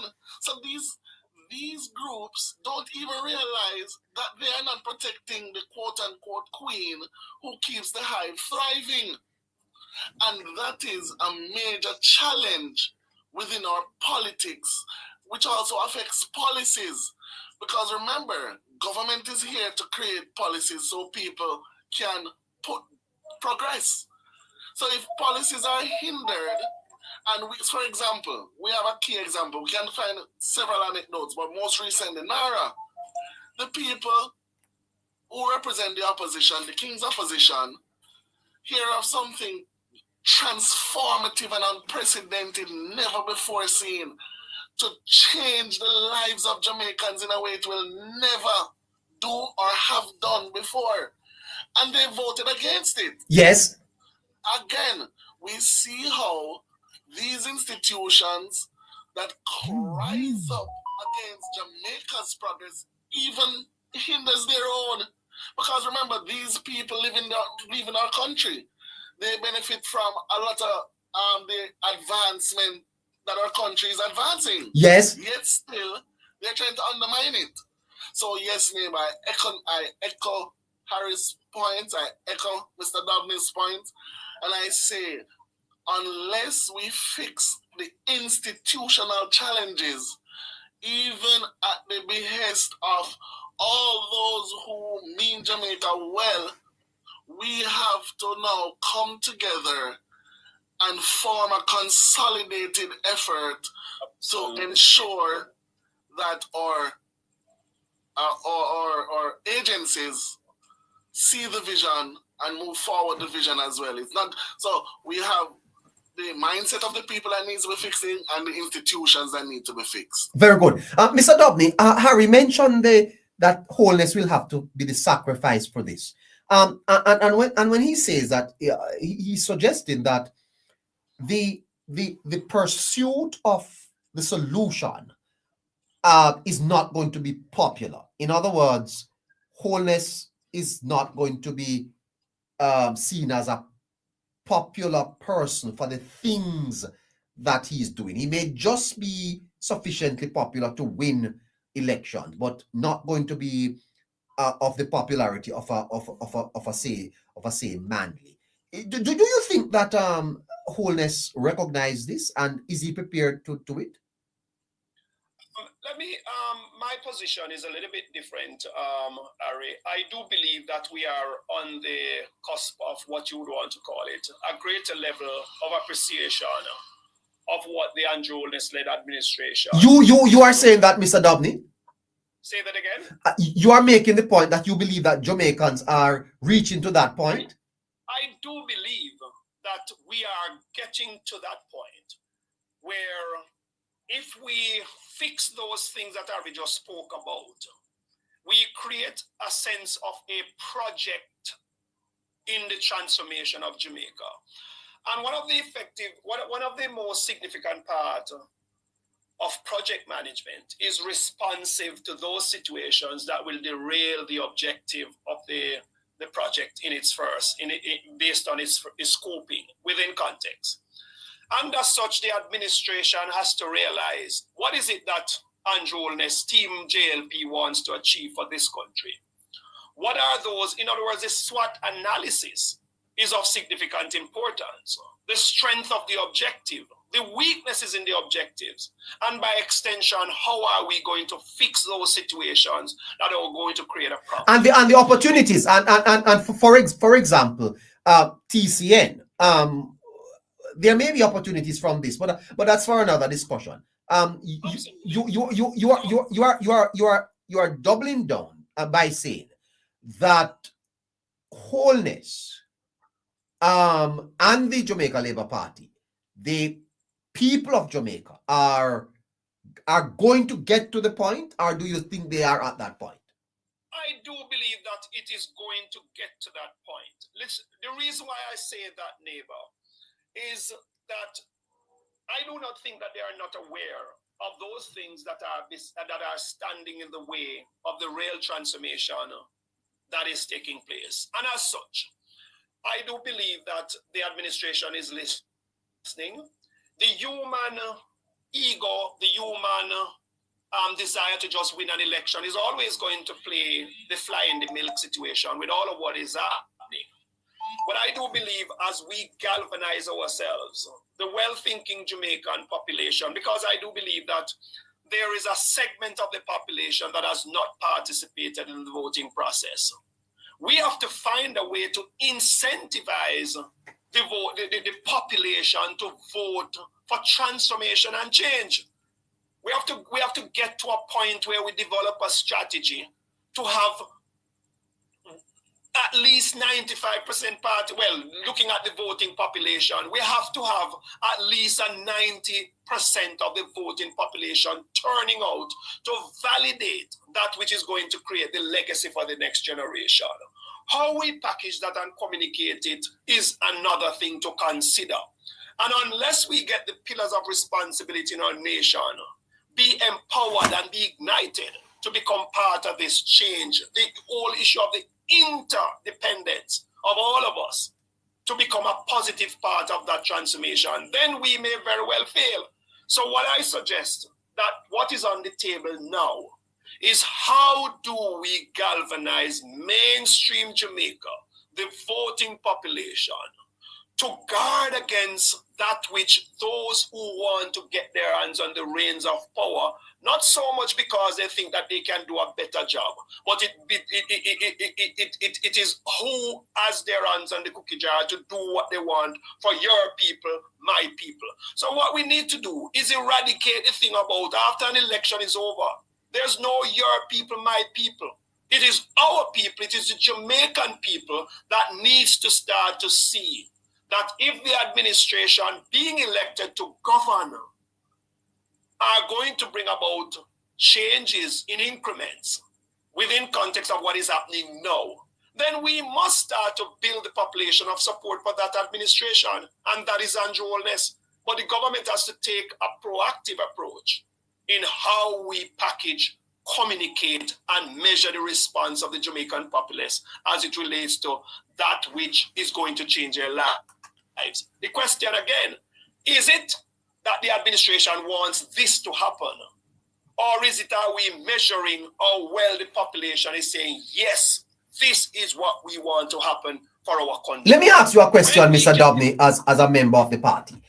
I hear the Prime Minister saying that he aspires for Jamaica to become like Singapore. I don't hear any other member of the party saying it. Is it that the Prime Minister's vision is not transcending down to the party members? Why is there not a coalescing around this vision from the party? I never heard one member in the sectoral debate mention that aspiration from the Prime Minister. Why is the Prime Minister alone carrying the burden? That is why I say, neighbor, there has to be a strategic approach to packaging the objective of the Singaporean model and how each member of society, each citizens of Jamaica, local and abroad, can buy into this objective and say to ourselves, we are going to put our shoulders to the wheel to become part of this transformation. We are going to guard against misinformation. We are going to guard against those who, for selfish reasons, are hell-bent on toppling the pathways to this transformation. We have to get to that point. But the government has to take a proactive approach in how it communicates and how it allows that which is communicated to manifest in the minds and hearts and realities of the people in increments. And so if you are to do a referendum on how the government is progressing to attain the Singaporean objectives, the Singaporean model being realized, then it is how we're going to measure that reality in how the people respond to you. Because Andrew Wallace may very well be treading up the pathways of a pipe dream that is not accepted by me, the general populace of this country. Is that so? I think not. What I think is a problem, it is how effective is the communication in allowing us, all of us, to accept it and be on one accord. And there must be a measuring stick to determine how the population is buying into this Singaporean Dubai dream. In terms of a timeline, Mr. Dobney, how far away you think Jamaica is from attaining that?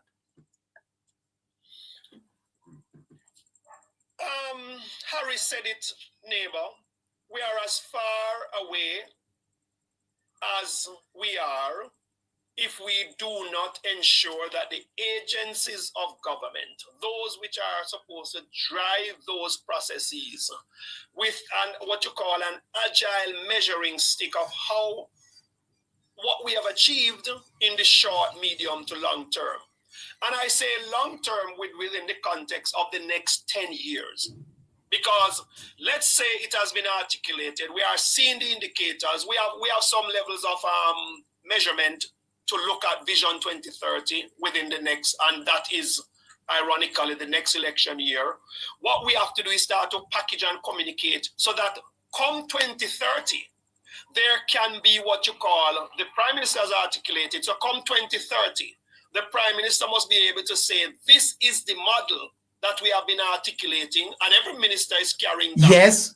And then at 2030, you are saying, we are 45% up the index of attainments. Yes. And then we are saying to the people of Jamaica, within context of a continuum of what we are doing, yes, that come 2035, we are sure, based on these indicators, and you can draw inferences to the stewardship of the administration in saying what we have suggested that we are going to do, we have been doing them. But now we are changing the pace and looking now to Vision 2030 as a part and parcel of the Singaporean model, which we have been articulating for a number of years. Do you think that we could achieve it if the government changes? And would that be possible? Or it has to be under the Jamaica Labour Party? What you want to do, commit high treason on this program, what you want to do is nullify yourself that look here, we cannot achieve that under our PNP administration. They do not understand, they do not have the capacity to even think in that regard. By the sheer demonstration of what they are doing now, and the history would have proven itself that every single time the PNP government is in place, this country takes a backward step. We cannot create another Melissa by putting them back in power in 2030. That is what you want to call one of the weak, in other words, that is what you call one of the pitfalls of the pathway that we are on right now. And therefore, Mr. Dobney, if we are to achieve Singapore, I think part of what the party need to understand is that they have to stay in power. Absolutely. And do you get the sense then that is the overarching objective and understanding that the party understands their role in history to bring Jamaica to Singapore, the Jamaica Labour Party? Absolutely, and I don't think they adequately understand it, because what you have to have is a synchronization of the processes within all ministries that reflects a percentage of the Singaporean pathway that we are pursuing. Yes. That means if tourism has a particular role and responsibility in ensuring that tourism becomes what you call a prime indicator of how people are coming to our shores and spending their resources. Yes, sir. We are optimizing our health sector in a manner that people are comfortable with taking, with going to a Jamaican hospital. You see less people, less of our political representatives flying overseas. Brilliant. You see them staying in our hospitals because we have optimized the delivery of healthcare services for our people. When you look at education, the STEM objective would have been manifesting itself where our young people start to be innovative, creative, looking at being compared with other developed countries in terms of innovation and all of that.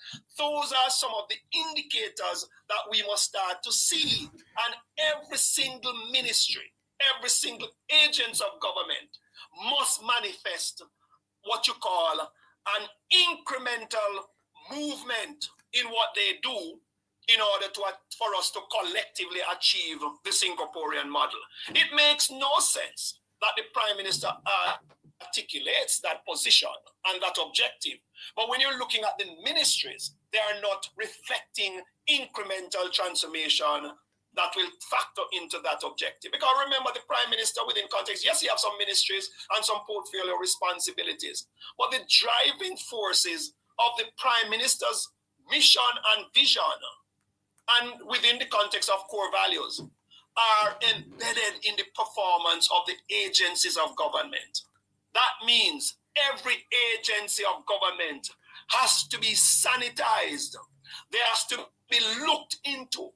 And if there's anything within, one by one, they must be sanitized, neighbor. And they must manifestly reflect the objectivity of the Andrew Holness-led administration.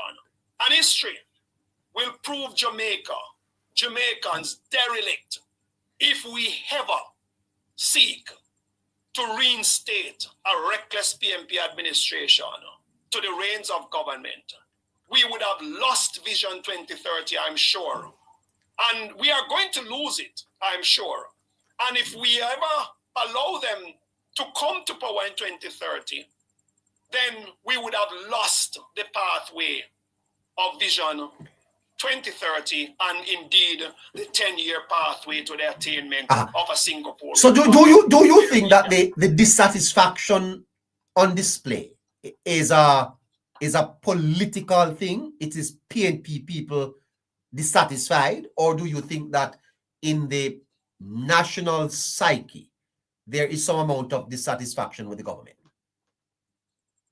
Neighbor, I tell you this. I listen to people as I traverse the spaces. And I have not heard sensible people talk about the dereliction of this government. Yes, they will talk about some issues of what you would want to call perceived dishonesty. And that is part and parcel of what characterizes government. There are going to be good and bad people in everything. But the structures of government must be within the context of law, must hold accountable every pillar of responsibility, not because you are elected to sit in parliament. Yes, you should get a job at the Ministry of Foreign Affairs. You are being very diplomatic.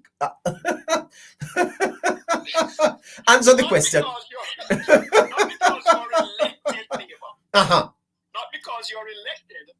You feel a freedom to do as you please and seek to. Yes, I am asking you, though, Mr. Dobney, if the protest, because that I have that in the back of my mind, the dissatisfaction, yes. Is it a political dissatisfaction from the comrades, or are you picking up dissatisfaction within the society against the government? The general populace of this country is clear in their minds that the Jamaica Labour Party is best suited to carry us to Vision 2030. What happened at Crossroads? In other words, if an election were to be held tomorrow, you think the Jamaica Labour Party would win? Absolutely. We're not that naive, neighbor. The populace of this country understands that. What I would say, though, is that when you look in the lines on election day, there's a particular demographic of people that goes out to vote on election day. The government has to seek to ensure that that is changed. We have to get more critically thinking Jamaicans and business people, the business community, the upper echelons of society, the middle class, the upper middle class, all of those persons have to realize that they protecting Jamaica is protecting your own well-being. But the sad reality is that sometimes our governments are chosen by a minority. And that is something that we must guard against, neighbor. We must guard against. Yes. Because in that regard, Mr. Dobney, there is some vulnerability. Absolutely. It is part of the weaknesses of the system. And that has to be fixed. And what better people to fix it than the leadership of the day? I am sure Andrew Michael Holness is listening. I am sure that he's thinking of how do we bell this cat of misinformation and what you would want to call the bumps in the road of the objective, the vision, the objective vision and mission of Team Jamaican Labour Party and well-thinking Jamaicans of how we are going to achieve. Firstly, I declare Vision 2030. And in the next election year, we can race towards the attainment of some level of positive indication that we are moving towards the Singaporean model. Well said, Mr. Dobney. Well said. Don't move, sir. Don't move. You have a lot more to offer. Before I come to Chops, Harry? Yes, neighbor. Do you let me put the question to you, because Mr. Dobney is a diplomat. The satisfaction that we see manifesting even up there at Crossroad, do you think that this is largely political, that these were PNP people, or do you think that there is there is dissatisfaction building in the society that should concern the government? Well, neighbor, in a society, you would not want to have much dissatisfaction at any given time, even though there is some level of functionality to it, right? But it is politically driven. Yes. And I want to point it to the fact that it is very obvious, even the color that was chosen. I want to bring back the people's memories to, I believe it was 2006 thereabout, when there was a 3-horse race at the People's National Party. There were 3 colors. Yes. There was red, orange, and there was yellow. Coincidentally, they chose yellow for that crossroad. I don't want to call it a protest per se, but a political gathering. And it shows its alignment in that way, because you could have chosen so many other colors that meant something better. A blue, for example, right? Peaceful protest, and it stands for purity and so on. But it is politically aligned, and it is to amplify something that is not at a great level, because the dissatisfaction is not at the level that they are letting it seem to be. If we're being totally honest and objective here, we have less disgruntled persons about how and what is happening with the country. But what you're seeing being pushed by a minute few, including institutions, neighbor, is what let it seem as if it is bigger than it ought to be. And I'm not putting down those who may have disagreements, but that is life. We don't agree on everything we see. We may always have other things to put forward and so on. Perspective is key. But this was heavily and predominantly, and I'll not take those words back, politically driven, neighbor. Even the very persons who led this, even the persons who were invited there, were of one political arm. And it is hiding behind this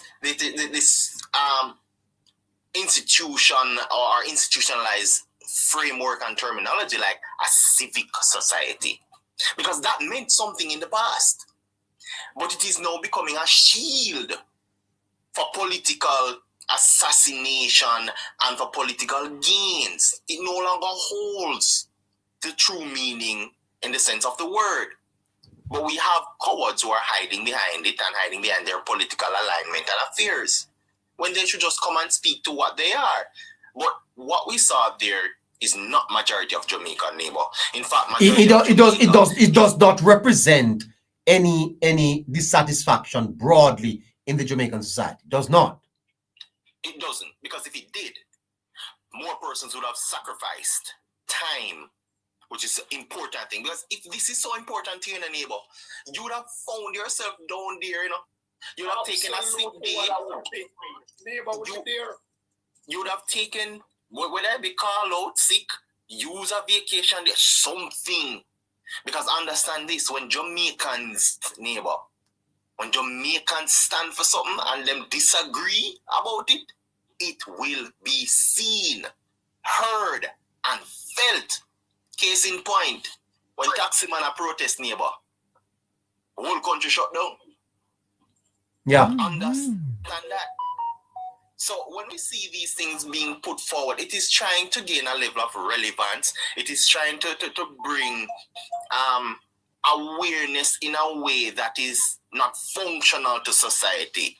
It is also a medium for political and specifically the People's National Party to try and gain some form of traction, to piggyback off civil issues, but to politicize it at its minute level. And that for me is a major problem. And I think the persons who are neutral, quote unquote, right, should come out and speak. Those who have the intellect and can spread the word should do so, because it's about time, neighbor, the people reintroduce what civic means and stamp it out on those who hide behind civic meanings. Okay, all right, thank you. Hold on, I'm coming to you, chops. Coming to you. 22 minutes to 10 o'clock. Bigfoot, hi, man. How you doing, man? Fine, you know, I'm not in Jamaica, I'm in Canada right now, but I just watch your program. Oh, that's lovely, man. That's congratulations. I'm great. You got married? Married 15 years now. Oh, yes. Yes, Bigfoot. Big up yourself, man. You and I come from afar, you know. True, man. Yeah, and I. So I want my listeners to know that you and I come from a. I agree with all of your way I say. Uh-huh. I disagree with nothing way I say. Well, not a problem. Yes. Where you going? Well, me alright, you know, watching your program and hearing certain things pertaining to the process, Uh-huh. the protest. Yes. if it is politically or not politically, there are things that is happening that many people in the society don't agree with. Yes. And we can understand that America is a big country bullied. Maybe the government is afraid of America, but sometimes the government have to put on his foot and said, we cannot accept everything.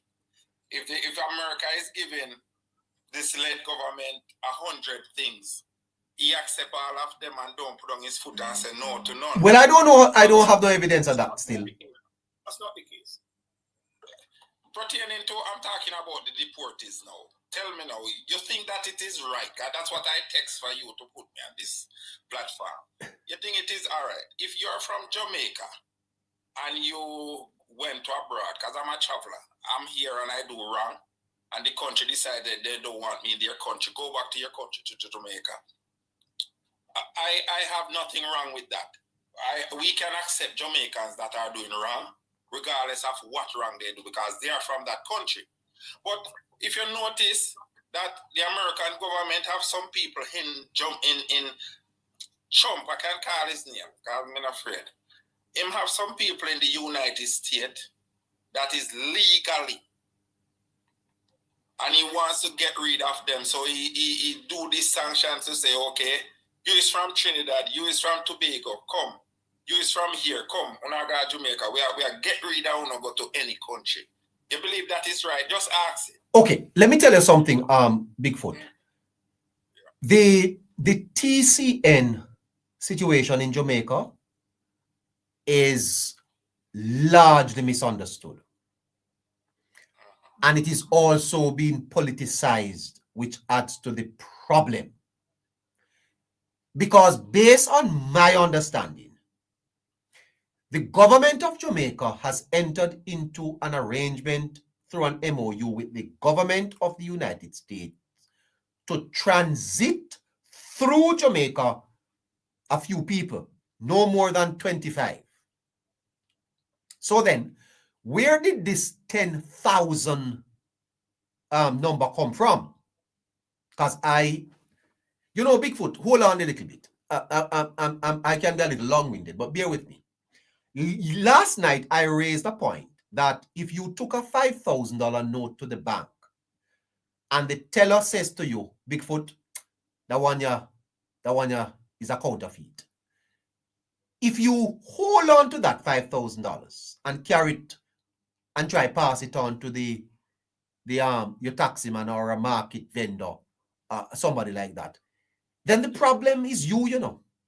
You are the problem now. And that would be because you are a man that lacks values and integrity. You are a thief. And I think that is a problem in Jamaica, Bigfoot. The people of Jamaica are dishonest.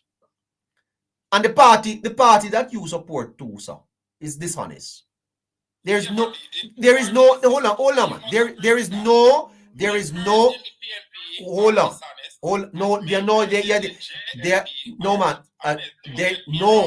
Bigfoot, hold on. There is no deal to bring 10,000 people to Jamaica. There is none. That is the first thing that needs to be cleared up. And that is the counterfeit note. That is the counterfeit note that the PNP... Say you are right. I'm giving you the right at that. But you must also acknowledge that there are thieves in the PNP party. And there are thieves... No, I would not go that far. I don't want to go... No, I don't want to go that... No, I don't want to go that far. What I'm saying... Hold on there for me. Hold on there for me. You said there are dishonest people in the board party. No, just hold on there for me. I am speaking specifically to the TCN, how the TCN has been narrated by the party. For example, Senator Brown on Friday said that the government of Jamaica was accepting pedophiles. Do you know, sir, that Senator Audrey Marks, well, she's not a senator now, she's a member of parliament, said that she was threatened because the Gleaner is reporting that she was the one that initiated this arrangement to send 10,000 Jamaicans. I heard people at the protests in Halfway Tree. I heard Andre Stevens with it. And that, sir, is dishonest because the government of Jamaica has already proven that the note is a counterfeit, but they are still trying to sell it. And that is why I'm saying this is dishonest. So my understanding, Bigfoot, hold on. My understanding is that the government has an arrangement where about 25 people will transit through Jamaica at a time. Now, it may be 25 and it may be less. Now, when they come to Jamaica, they have a decision to make based on the arrangements that they may be moved on to their country, or they may choose to apply for asylum here. And in that case, the government of Jamaica has said it will make damn sure that these people are not thieves, not criminals, that they have no previous criminal antecedent. In other words, these are hardworking people looking at better life, left their country to America, and are being deported back. If the government says that to me, I have to believe it. I can't believe anything else. If I believe anything else, I am holding on to the counterfeit. Are these 25, as you said, are Jamaicans? They are. I don't know which country they are from, but what I'm saying to you, let's let go Bigfoot. Let go the 10,000 argument first. Right. Let go that. 25. I'm putting 25 as you said. Okay. No, not that I say. It's not I say it. The government says so. Yes, sir. And you agree. So the 25, are they Jamaicans? I don't know which country they are from. They are. I don't think they are Jamaicans because they are third country nationals. In other words, they would not be Jamaican. But do you consider that Jamaicans? You mean you don't know? What you mean you don't know? Yeah, but can I just it is all over. Oh. You mean you don't know? Oh. Can I make a contribution there? Yes, please. Hold on, Bigfoot. Bigfoot, part of the issues that we have is that I think most persons don't even understand the program itself. And I think Neighbor explained it very, very well a while ago. So it's that name. No, I'm not going to cut you. Sorry, sir. I'm just saying something quick. Does that benefit us? You believe that program benefit us? Yes, because I think what a lot of people interpret as benefit is something that they can quantify in terms of what they can see with the naked eyes. Because we don't not everybody understands how a country operates, and that there are different ways to benefit. You see, we exist in a space that decisions are made that benefit Jamaica, but sometimes we don't even know how these decisions are made. We don't know the sacrifice. We don't know the negotiation behind the scenes. We don't know. And until we can appreciate how politics operate, not just at the local level, but at the geopolitics level, international and local, then we can appreciate these things more. Now, the TCN program, one of the things that you must appreciate, Bigfoot, is that the persons who will be transiting through Jamaica, and you don't hear these words coming from the PNP because they don't want to tell you that that's what the program is. Yes. Those persons will be transiting through Jamaica. Those are persons who entered the United States, and in most cases, entered the United States illegally. Now, if you understand America's immigration system, if you enter the United States without landing legally, there is absolutely no way under the Constitution that you can be given citizenship or green card or status in the United States. There's no way, there's no pathway to becoming a legal resident in the United States unless you can provide an I-34? The form that you generate once you land in the United States legally, whether by land, sea, or air. If it is that you cannot produce a document, there is no pathway to becoming a legal resident or a citizen. Most of the persons who are being deported from the United States, and let me not say most, but those persons who form part of the TSN program, some of those persons are persons who entered the United States illegally. Not necessarily that they are criminals, but they entered through the loophole that exists through the border. No, it doesn't mean that they are criminals. A lot of those persons are actually professionals who really and truly in their countries. There are persons who are in Jamaica today who came through Cuba, came from Cuba to Jamaica, who are highly skilled individuals, but because of the circumstances in Cuba, they ended up in Jamaica. The same thing in the United States. The only difference is that those persons under U.S. laws can never be given any form of citizenship or residency. And to add to that, neighbor, is that those individuals also cannot be sent from the United States back to their country because of other issues. For example, some of those countries have no extradition treaty with the United States, right? And as such, the United States cannot send them back, so you have to route them through other countries. It's a serious immigration crisis that the United States have found themselves in, because the borders were actually open. A lot of people. Is that Trump decision? No, forget about Trump. Take Trump out of it. Forget about Trump. The fact of the matter is that the border going into the United States was open. Hundreds of Jamaicans, criminals from Jamaica. Let me tell you something. One of the biggest contributor to the downward trend in criminal activities in this country is because the U.S. border was open, and when criminal elements in Jamaica start to get at it with each other, they run away through the border. So it assisted us in some extent. But I'm saying to you that the border of the United States was so open that anybody could walk through there.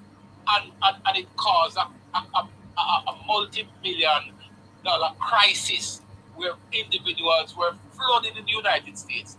The Democrats, at some point, if they wanted to pass a law that would give those persons who came in illegally a pathway to citizenship or to residency, it would have changed the trajectory. The Trump administration decided that they are not going that road.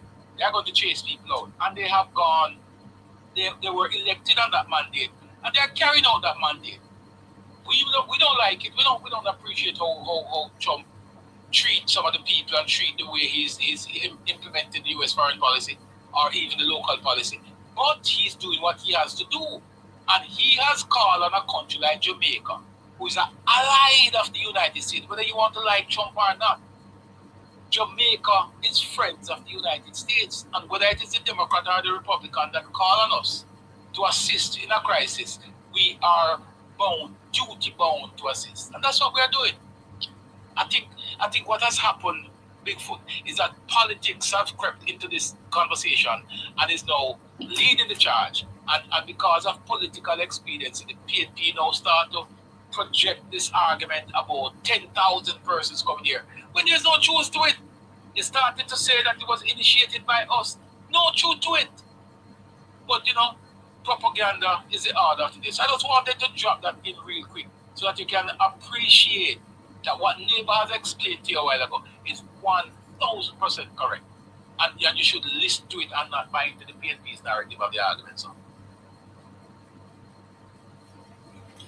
I heard this. So it's 25 of them coming to Jamaica. Not even 25. Not even 25 is confirmed. No, sure, it could be less. Could be less. Than 25. And remember the 25 that is coming in a brethren. You see, it's difficult in a neighbor when we can accept what people are saying in the street. But when the government speak about the actual policy, nobody carries that argument. That is the illustration of the dishonest person who keep the counterfeit money, sir. Yes. Despite knowing. The maximum that can come to this country at any given time, Bigfoot, is 25. So the 10,000 was illustrated with the Caribbean. It's nonsense. There's no discussion in government. I know Jamaica alone is getting these people, as I understand. Other countries are getting them too. Yes, so but is it the total amount? No, sir. The 10,000 is a different argument. Clear that up, sir. 10,000 is not a part of our discussion, sir. I was watching a program where there's a man, and it is not AI, it is a real program where he was saying in the United States, we have to get rid of these people and put them, like he was saying, all of these people, I don't want to tell any lie, like he said, all these people that are doing wrongs in our country where we have to find a way of getting them out of the United States to make United States great again. But of course they said that. They said it. And America have, as a matter of fact, many persons in the United States government have said that. But guess what? The criminals that they're talking about, those criminals have been sent to El Salvador and other prisons. They've done that. And in the instance where persons have mistakenly sent to El Salvador and they were not criminals, you have organizations who lobbied on their behalf for them to be released. The persons who are coming here, remember, our government said that if persons are sent here, they must be thoroughly checked out. We're not going by what the United States tell us. We as a sovereign country have the right to do our own due diligence on those individuals and to find out whether or not there are criminal traces behind them. And we have the right, based on the memorandum, to refuse them. Yes, and the government says where they have their criminal antecedents, they will not come here. And not only that, neighbor, the program actually come to a halt. Right. If it is that the United States did not ensure that the individual who comes to this country were above board, and we found out by whatever examination we have to do or follow up, and we find out that those persons have adverse traces, the program stop. That is what we said, We said, first of all, remember now, brethren, that Jamaica is a signatory to international treaties, This is not solely about America either, We are a signatory to international treaties, and some of those treaties give us the right, or gives humans the right to seek asylum wherever they are. They cannot seek asylum in the United States because they did not land in the United States legally. But for them to land in Jamaica legally, they can seek asylum. And if they do seek asylum, it's going to be up to the Jamaican government to do the necessary due diligence and to say yay or nay to that.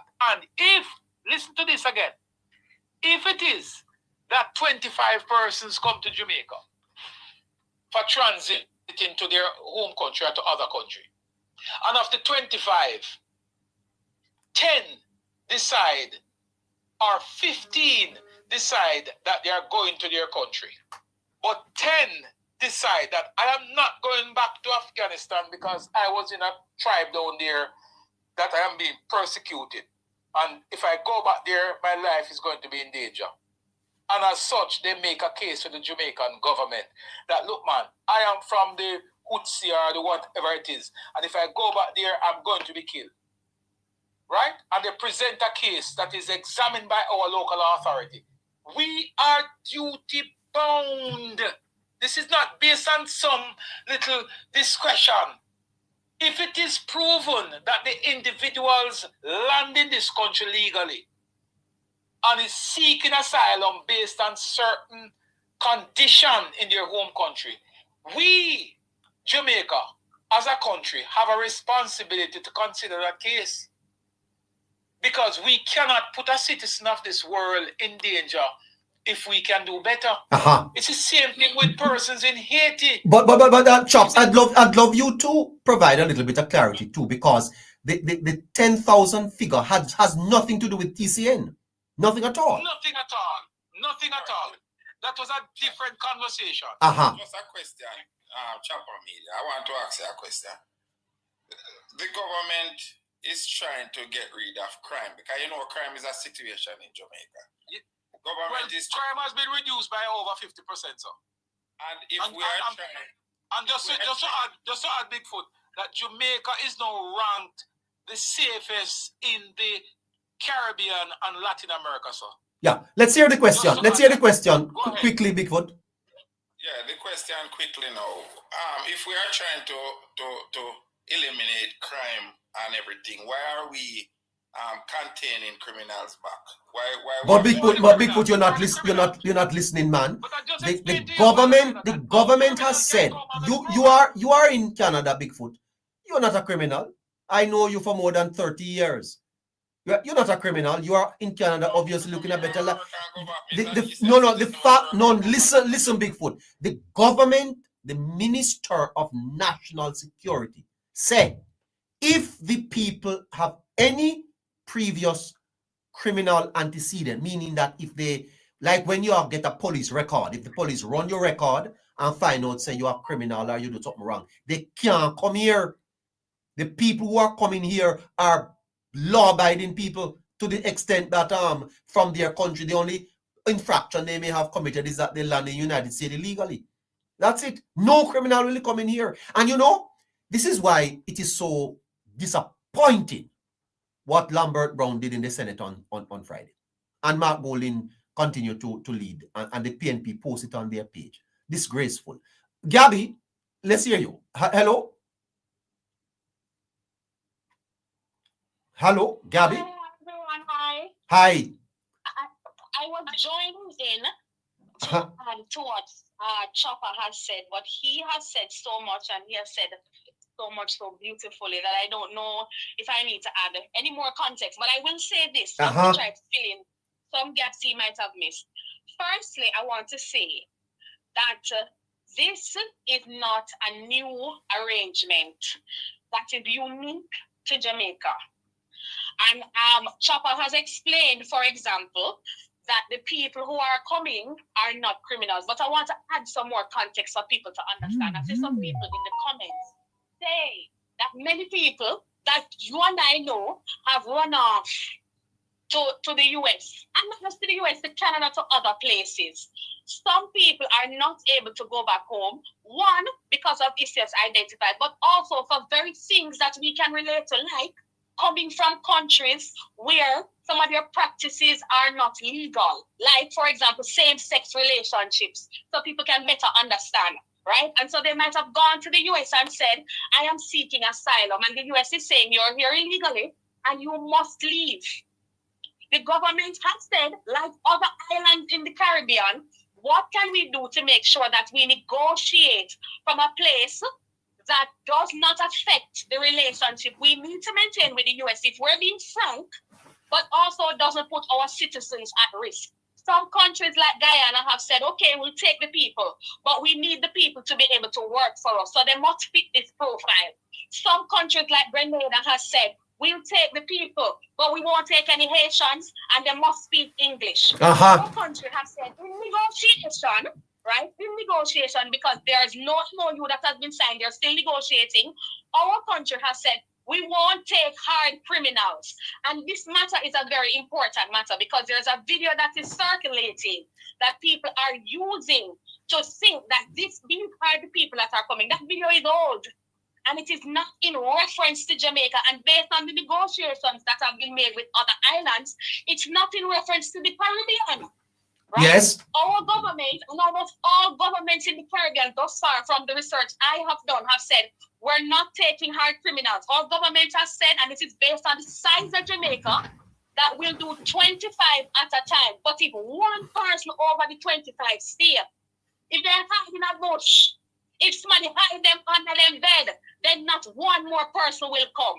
This is why the argument about the 10,000 is not even just far-fetched. It is ridiculous. Yes. Right? The government has also said we won't take any hard criminals, as you guys have shared, which means that if any one of these persons are convicted of any criminal, of any convictions that could pose a challenge for our citizens, we're not taking them. And most importantly, we're not taking anyone that doesn't speak English. So therefore, we can communicate with them when time comes for them, more than pain and go back to them yard, them can leave.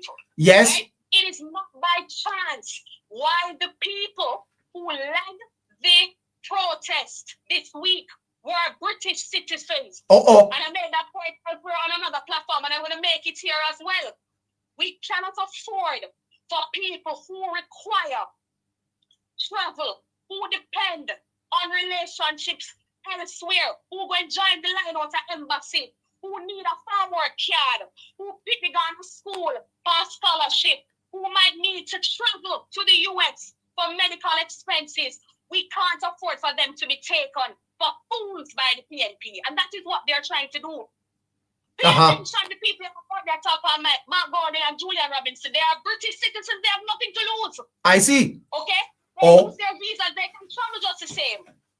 Okay? There were other members of the PNP who were out there. Why weren't they the ones speaking on the mics?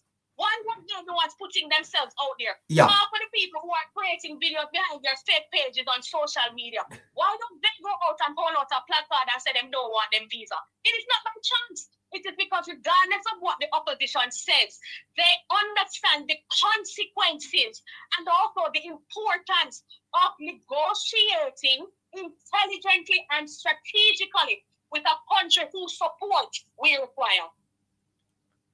Well, that's fantastic. But Gabby, don't you think, though, Gabby, that the administration ought to be more aggressive in pushing back at the misinformation? I see Audrey Marks suggested that there was a threat on her because of, false information that TCN were in St. Mary. As you have come here tonight and have articulated the position, right? Why is there not a... I don't know that I would agree that the government is not aggressive. I think the government has put out many communication, many clarifications, many of updates, new information. But there are so many people that still don't know. The reality is this. Two things. The first reality is that the information came to the public when it was at a point where it was not yet necessary or relevant to discuss. That's true. Right? It's still in negotiation. And look, I am at a place where I can speak frankly yes. on my own behalf. The reality is, you appoint a pastor to lead a church. The pastor doesn't come to the congregation every single time there is a matter with a member of the church to say, this person said this person said that. Part of why you elect leaders is for them to lead on our behalf and to negotiate with our best interests at heart. Now, if they are negotiating, one earth with a responsible leader, understanding frankly, because they do understand, right, the sensitivity of the situation, come and say, this is what is happening. When no one else did, the outrage even that is happening here again is unique to Jamaica, Other countries in the world also express interest, other islands in the Caribbean. So that's the first thing. The second thing, and this is the greatest reality we have to admit. Yes. Misinformation spreads faster than the truth. Misinformation spreads faster than the truth. People are and members of the government. Every time I go online, I see a new. I see Desmond Mackenzie today. I see Dr. Chan. I see Minister Dixon. I see Abta Fitzhenley. I see Marlon Morgan. Every single time I go, there is someone speaking, providing clarity. But misinformation spreads faster, which is why platforms like this is so important. Which is why voices that help to provide the clarity is so important. Now, the reality is that once you tell a man a lie, it's not hard for him to hear the truth, and when he hears the truth, he's going to question it. And the PNP is skilled in spreading misinformation and also in going on the ignorance of their base. Yeah, Gabby, I made the point last night before you continue that the if a man goes to the bank with a $5,000 note and he's told by the teller that the note is counterfeit and he continues to try spending it, then you can't blame the teller. You have to blame the man. The man lacks ethics. He's a thief. Is that part of the problem we are having in Jamaica, that the society has a proclivity for lies and we are dishonest? A lot of us. We get the truth, but we still can continue to carry on the lie, trying to pass it on. It's not a matter of value and ethics. No question. Of course, media has a role to play in how the information is shared, because you know what is the other unfortunate truth that we have to face in Jamaica? Is that they start by putting forward misinformation, and then when they are corrected, they don't take responsibility, certainly not in the way that is relevant correct. to keep a nation calm. You understand? So TVJ spread misinformation last week and then put out a oopsie today. Sorry, didn't mean it. We were wrong, moving right along. We have to hold not just the opposition accountable, but also local media who started the drama we're facing right now. Yeah. Yeah, the outrage was definitely started by the Gleaner. Uh-huh. Absolutely. And if the Gleaner story was correct, then the outrage would be understandable. But it was not true. No question. To date, I have not seen, and if I am wrong, I am happy to be corrected. To date, I have not seen one dialogue in our local media that helps to put greater context to the argument about the third country nationals. I haven't seen one article that says Jamaica is the 6th country. We're not even number 1, we're not number 2, we're not number 3. And this is how the other countries dealt with it. And this is what our government is putting forward. Our local media, for the most part, not entirely, but for the most part, is in the business of selling paper, getting clicks, likes, comments, whatever will keep their staff paid. So the truth is, like I said before, misinformation spread, which means they don't prioritize updating citizens and providing them with the information they need to make an informed position. If a man call them and tell them a lie, them run with the lie. Yes. Then go find video evidence to support it. It's unfortunate and it is outrageous. And again, I say that's why platforms like these are so important, where people get to come and provide information to audiences that are only getting their bits and pieces from elsewhere. But also, I'm going to say this finally. The diaspora, all my family is in the diaspora. Mostly me and my father alone live in Jamaica. Listen, the diaspora has to be more responsible also in where it gets this information and how quickly it moves to spread it. YouTube is out of control. People say anything they want to say over there that will drive likes. And then people in Canada, like my friend beside me here, Bigfoot, speaks from a place of what he thinks is informed position about the stories he hears that are crafted to spread misinformation. We have to be more responsible, and we appreciate the support, right? We appreciate the love. We want you to come back. We want you to keep investing, but you have to help us put forward correct information, which means being intentional about where you get your information and how quickly you run to spread it without first verifying. Fantastic. Well, you did well, Gabby. Thank you so much. Very good intervention. Have a great evening.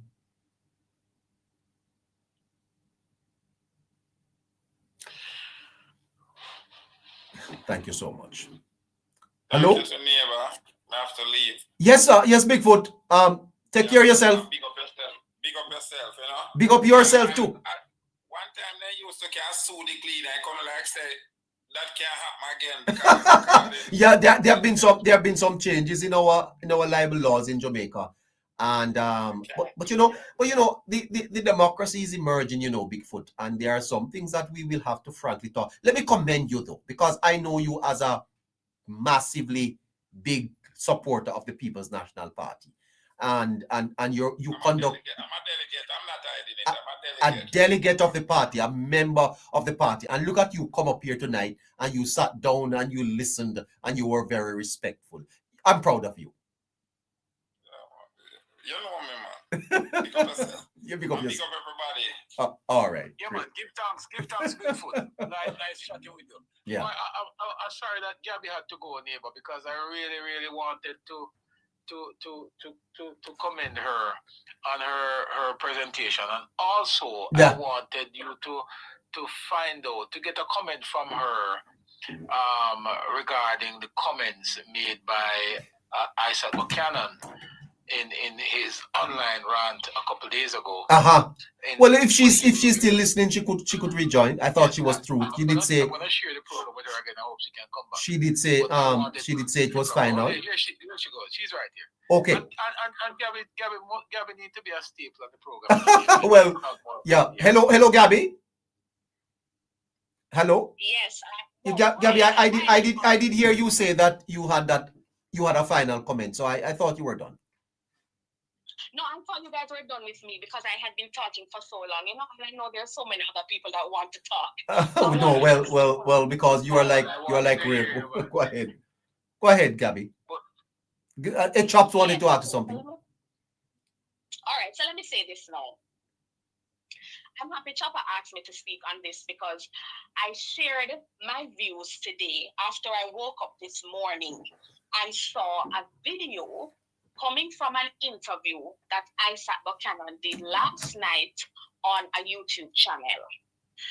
First of all, I want to say 2 days ago in Parliament, you know that there would have been a back and forth between the government and the opposition that had interventions and very solid interventions from House Leader Green, from Minister Morgan, from MP Dalrymple Philibert, and then also from Isaac Buchanan and of course Alfred Dawes, who all spoke in relation to standing orders and parliamentary conduct. Primarily, the discussion was about the upcoming review of the standing orders. But finally, and I said finally because a lot of people online have said finally, and I feel finally they spoke out about what has been going on in Parliament and what Minister Morgan rightfully described as an attack on our democracy. This habit that the PNP has of coming to Parliament every week and intentionally stirring up drama and disrespecting the Speaker or seeking to irritate her and then justifying a walkout as a result.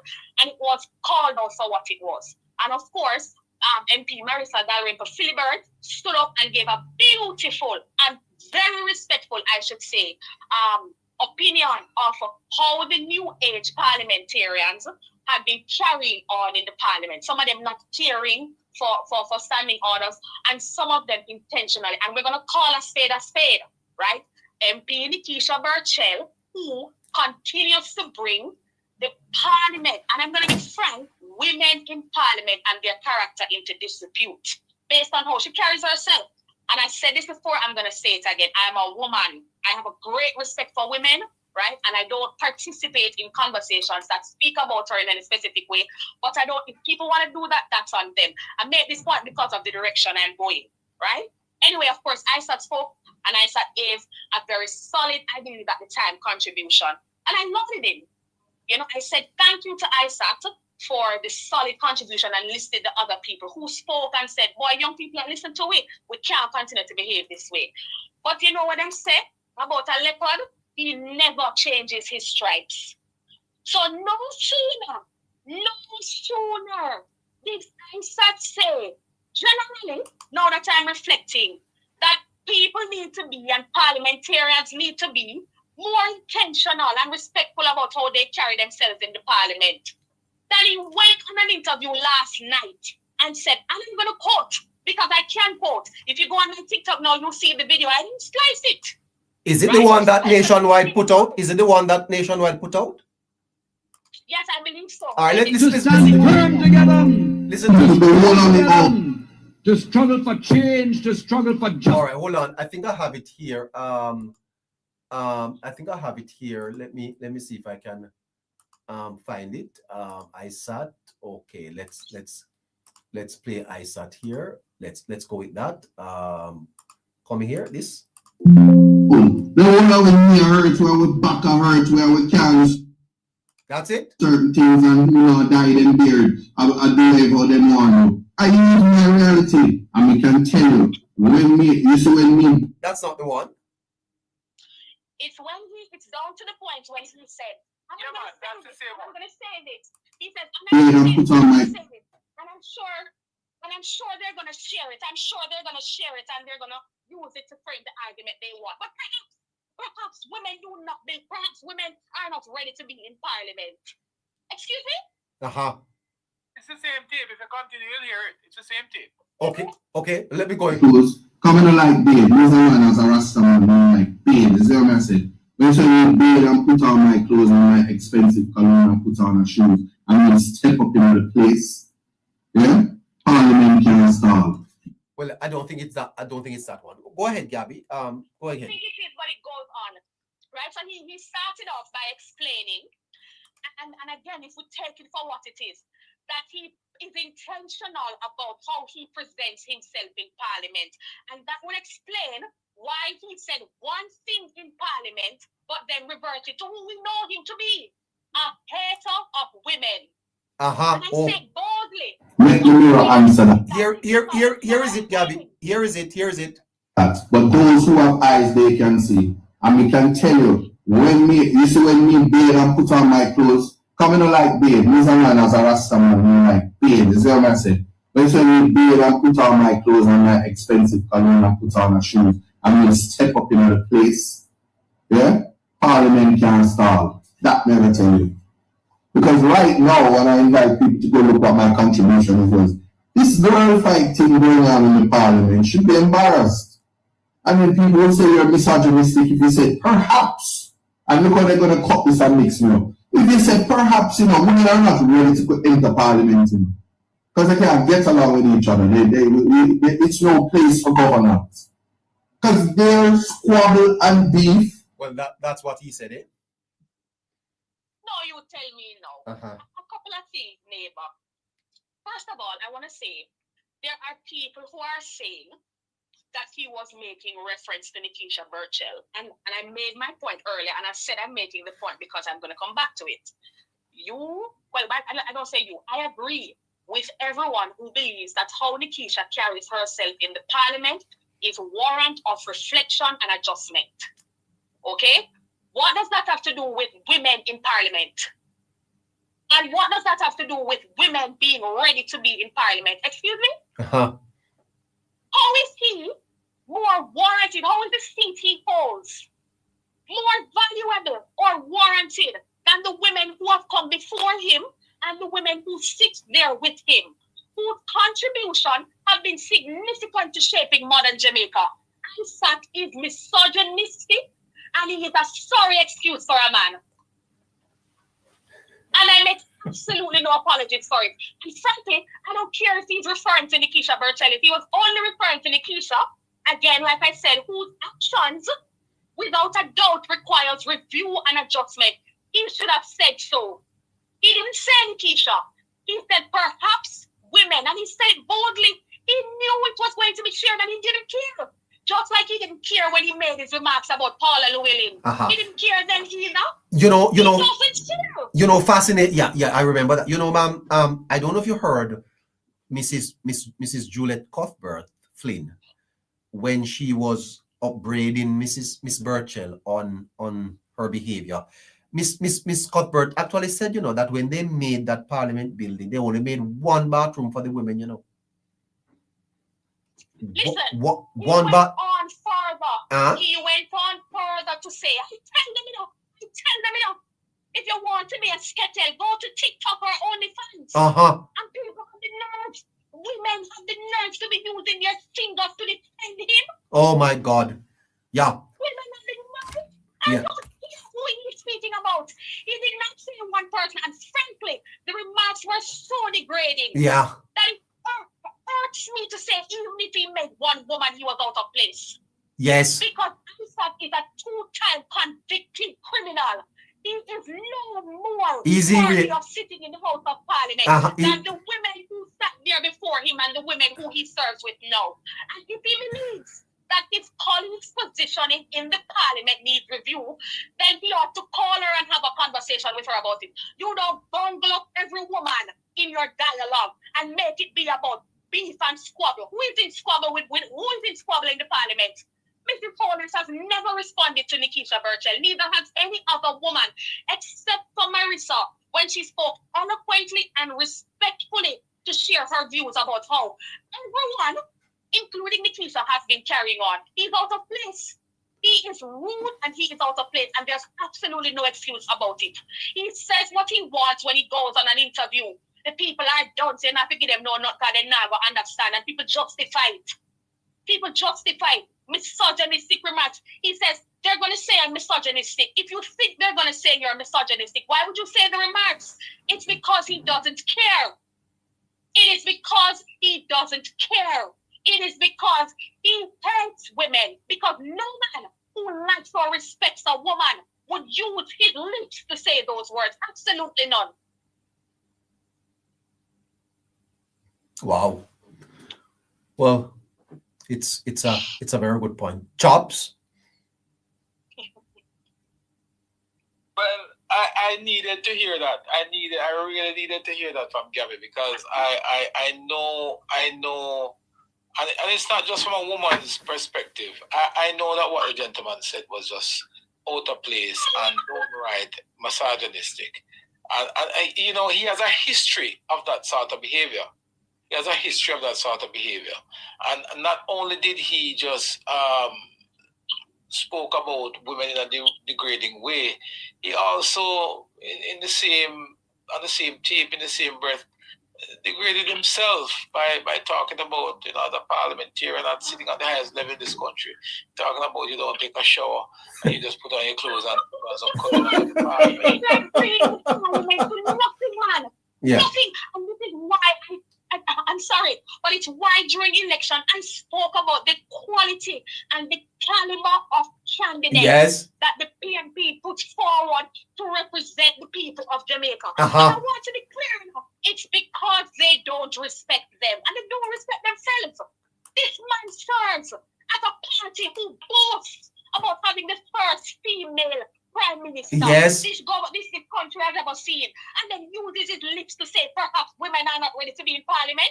Well, why? I beg people their money. Even if on TikTok, I beg people money every night. You're gonna make me run win? Pop up the screen. And I did nerve to say a woman, the women who he sits beside and serve beside are less worthy of being there than him. Why? Because he's a lawyer? Why? Because he works for Vice Cartel? And referring them to OnlyFans was also a very low blow, in my estimation. And it is why, like I said, right? And it is why, like I said, I don't care for the arguments that are suggesting he's speaking about Nikisha Burchett. He didn't say that. He did not say that. And again, it doesn't make it right. It doesn't make it right. How can even if he was legislator in this country saying something like that publicly in America, he was come on, man. And Gabby, even if he was making reference to Nikisha, it would have been wrong. Even if he was making reference to her, he would have been wrong. It's wrong on everything. The last time the PNP was in government, it was a woman in parliament that led them there. And since they get rid of that woman in parliament, them can't make it back. One man back at the next man, and them over there a struggle. And him have the nerves to be on the thing talking about perhaps women are not ready to be in parliament. Who said he was ready? More than the PNP whose standards have fallen below the earth. That is why someone like him, it couldn't happen on the Michael Manley days. And I support the plan what he would be serving as that parliament here out of order.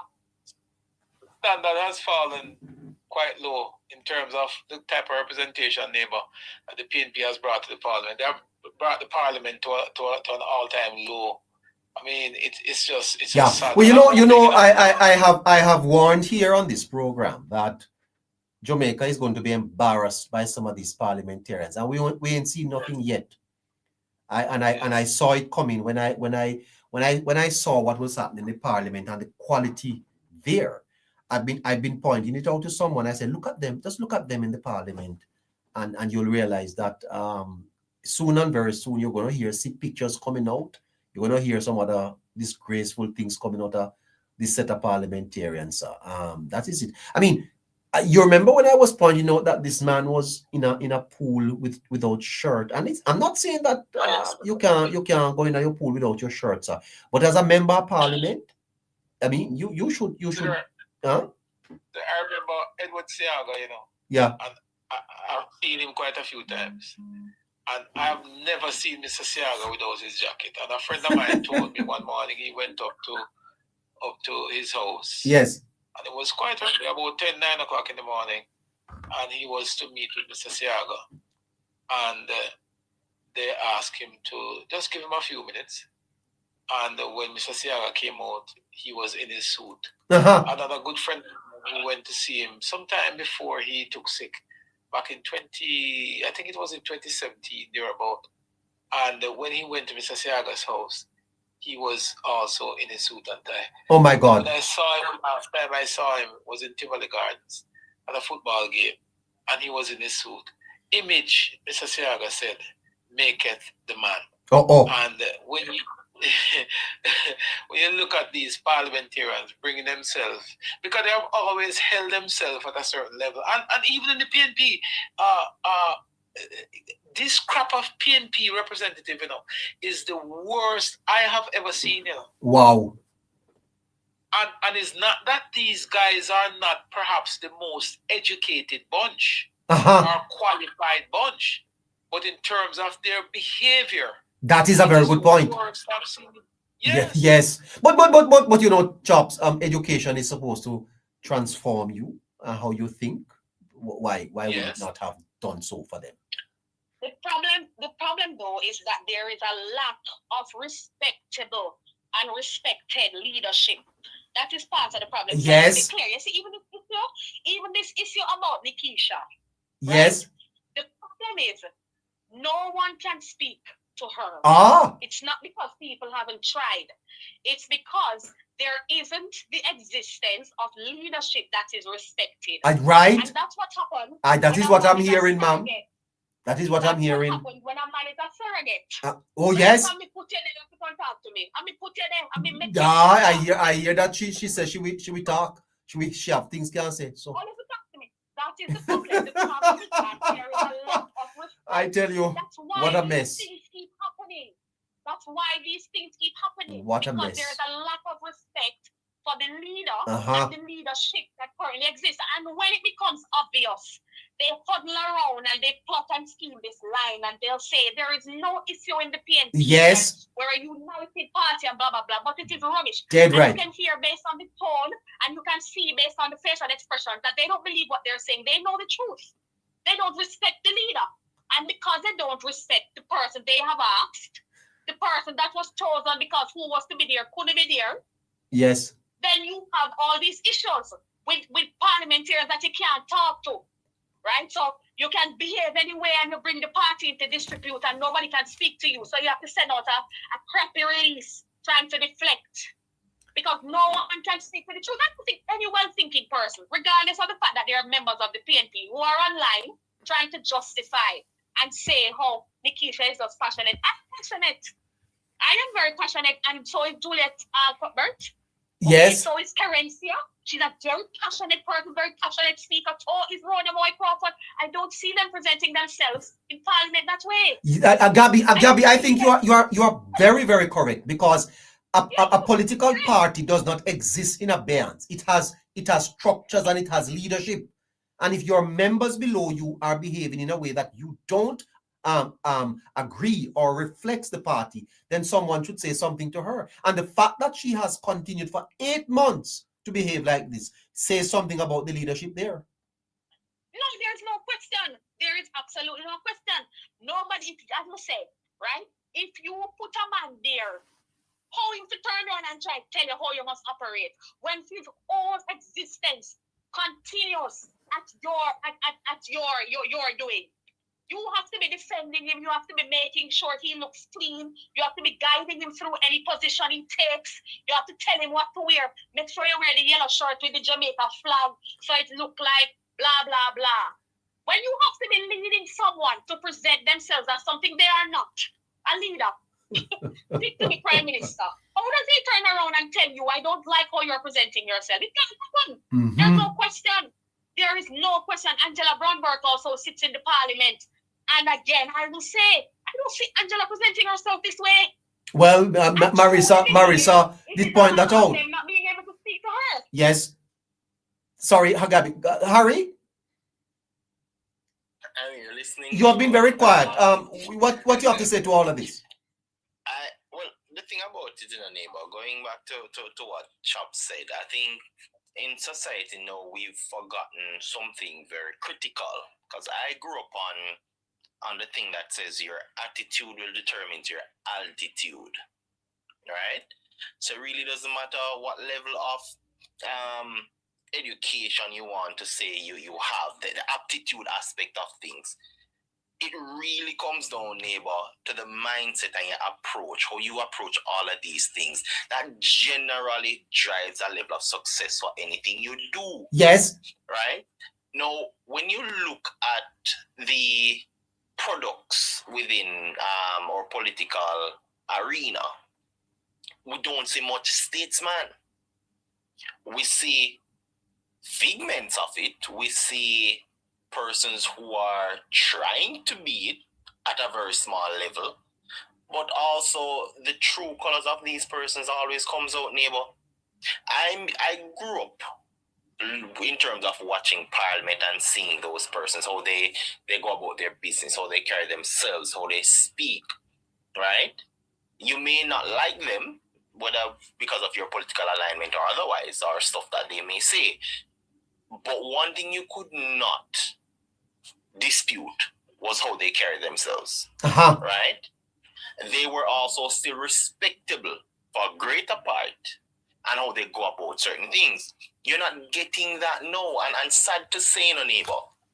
You see, these persons who are giving the most problem in Parliament are the byproduct of a society that was created by who is in opposition now. If you look at those who are reigning in the 28th, came from the time frame of the People's National Party reigning in Jamaica, where society was in anarchy. Society was confused. We praised criminal elements. We did anything. If there's a rule made, our first thing at that time in society was, how can we break this rule? How can we find a loophole? And these are the same persons that we're seeing now. Poor attitude, right? Don't understand what it should be. A woman, right? And people may say we're taking a dig at Nikisha Burchell. But the truth is, even if you look around in Parliament, you don't see any females and any woman, because I'm going to stress the woman separate from female, dressed like that, who are provocative in that way. There are means and ways to go about how you want to get a result, neighbor. But not to put yourself out like you're KFC, breast leg and wing and whatever. You have to ensure that you can be taken seriously. And I think one of the major things Nikisha Burchell is missing is that you are falling in the trap of the same thing many women fight against. You have sexualized yourself and you've kept it to this very day. Not understanding that, listen, where you are in terms of your environment helps determine your value. And if she wants to continue, I'll say to her, when in Rome, do what the Romans do. If you want to see another political term, get a hold of yourself. Because this whole thing is taking our Parliament for puppy show. What? Maybe, I never dreamt of seeing the day I would see somebody on phone in Parliament, much less streaming. Never dreamt it myself, sir. And I must say that both sides should take a note of that. That it don't look good. It don't look good. It should. I never dreamt that I would have seen a woman in Parliament with her tongue and massaging a microphone. Yeah. Oh boy, I tell you something. That is funny. Oh gosh. I tell you. That is very, very funny. Very, very funny. Anyway. But the truth about it, the standards that have been set, it is what is being fought to maintain, neighbor. I never thought we would have been fighting these type of things, right? I get that you have different political perspective, and that's going to be natural, right? Both sides of the coin. But no, you have to fight the very people, forget them very own point across, neighbor, or sensible points. Yeah. When you see somebody stand up and challenging a standing order that they don't have an understanding of, says something. You're going into to Parliament as a political representative. There are 2 books you have to read. The little blue book for the standing order, and the next one, which would be first, is the etiquette one, right? those two things, you should be studying it left, right, and center. No, you're not supposed to know no other book like how you know them two there for the next 5 years. You want to ensure that you uphold the standards of the environment you're entering, not to try and tear it down to where you are. It shows us that you don't belong. And I stated this a few weeks ago, neighbor. We need to understand, say, at time you kick commoners out of certain environment, or else they will bring down institutions. And I've doubled down to say, when you have, and this is the scientific part of it, when you have a group of 15%, that threshold, once it hits 15% of a populace in any environment that disagrees with the standards, then you now find that you have to be policing and protecting those standards far greater than ever before, because that's when those standards not only get challenged, but it slowly starts to turn from what those standards are, right, to what that 15% threshold wanted to become. And that is a scientific proof behind it. It's standard right across behavioral patterns. And that is what we're seeing happening in Parliament now. And that is one of the things when you hear the People's National Party and Mark Golding talking about, oh, them gain 14 more, so now them strong. Solid as a rock. See that exactly. They're solid as a rock. See that level of metric to say we are stronger, we are more forceful. No. I love to tell people, gone are the days where there's strength in numbers in certain areas. You can have a lot of headless chicken and foot soldiers and can't win a war. Yes. If you can't be strategic. They've misrepresented numbers for power. That is a critical thing to look at, neighbor. Because I love to tell everybody to look back at you have this movie called 300, neighbor. 300 men went up against several armies at different times, and they were remembered. I think people will call them Sparta. They were remembered for their attitude, how resolute and resilient they were, and determined to stand for what they believed in. So it's not always about the numbers. Perspective may be perception all day, every day, if you're strategic with it. And I can tell you the People's National Party may have people with degrees, but it's not the paper that makes you intelligent. It just tells us that you were grounded enough to sit down for 4, 5, 6, 7 years to get a paper. But your attitude as to what you do after that and what you stand for speaks more volume than any paper and any letter you have back in your name. They don't understand what that means. And that is why we're fighting so hard in a place that we should not be fighting. And it's painful to see, right? Because I'm a young neighbor, but I've been sitting around this political arena for roughly 2 decades. I grew in it. So I know it. Well, and to see the things I'm seeing now is not just downright disgraceful and distasteful, especially to see women who have fought so hard to be brought down to the level of a very own female who is in Parliament. It doesn't sit right. Well said, member. You have to stay with me to wrap. Yes, neighbor. I'm coming right back. Okay. Gabby? Yes. No, I thought that was an excellent intervention. Yeah, it was. Excellent intervention. And I agree with every word that he said. Well, Gabby, I really would love to talk to you for an extended period. When can you come back? You don't have to tell me when you want me to come back. That's easier than me saying when I can. Okay, all right. So the team will be in touch with you. I'd love to have a more fulsome discussion with this statement, because I think it requires some greater attention. Yeah, man, no problem. Yeah, fantastic. Thank you so much. You here? All right, Gabby, thank you. Thanks, Chops. Yeah. All right, cool. Chops. Right, yeah, man, go ahead. Chops, why we spent the last hour or so on something different, but I think it was very important. But we'll come back to before you go though, Chops. I started out the program this evening by suggesting that the people in the trenches, and I'm making specific mention now of the bloggers you have. I commended them for the work that they are doing online in combating the misinformation and for carrying the party's message. And I think they go places from time to time, chops, that many of us sometimes wouldn't even go. And that somehow, I believe that an appreciation of them ought to be something considered by the party. The party does that on an annual basis at least, Okay. The party usually, I don't know if you were invited to the last one, but every year the party does throw a media, party, and social media presence is always perhaps the largest in the gathering there, right, Gabby?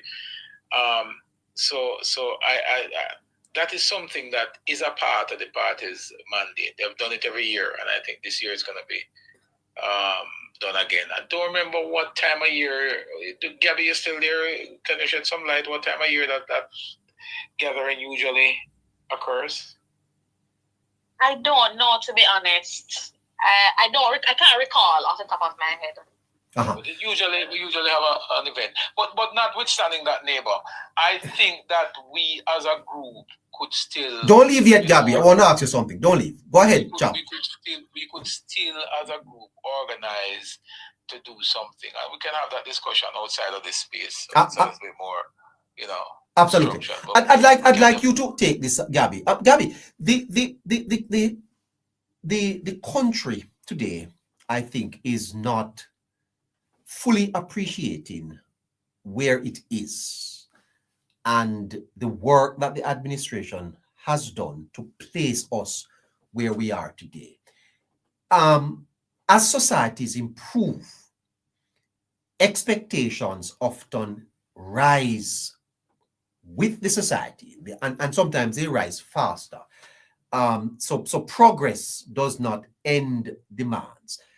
Do you think that the expectations of Jamaicans are so high that it is above what the government is able to meet according to its budget?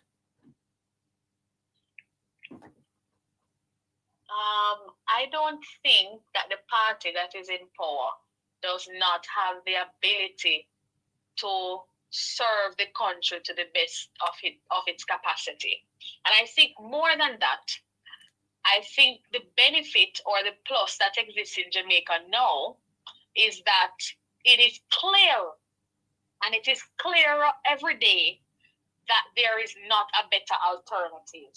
And even so, and this is the most important point, even while there isn't a better alternative, it doesn't change how intentional the government is about how it approaches things and the strategies it takes. And I say this, even if we look back at the TCN issue, which I won't get into it, but when I recall a time when the PNP would serve, and Tops, you can tell me what you think. I don't believe even the amount of responses that has happened is something that the PNP would have offered to the country.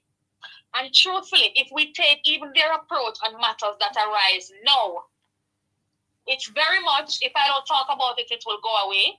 And you can't get me to talk about it if I don't want to type of approach, all while they're in opposition.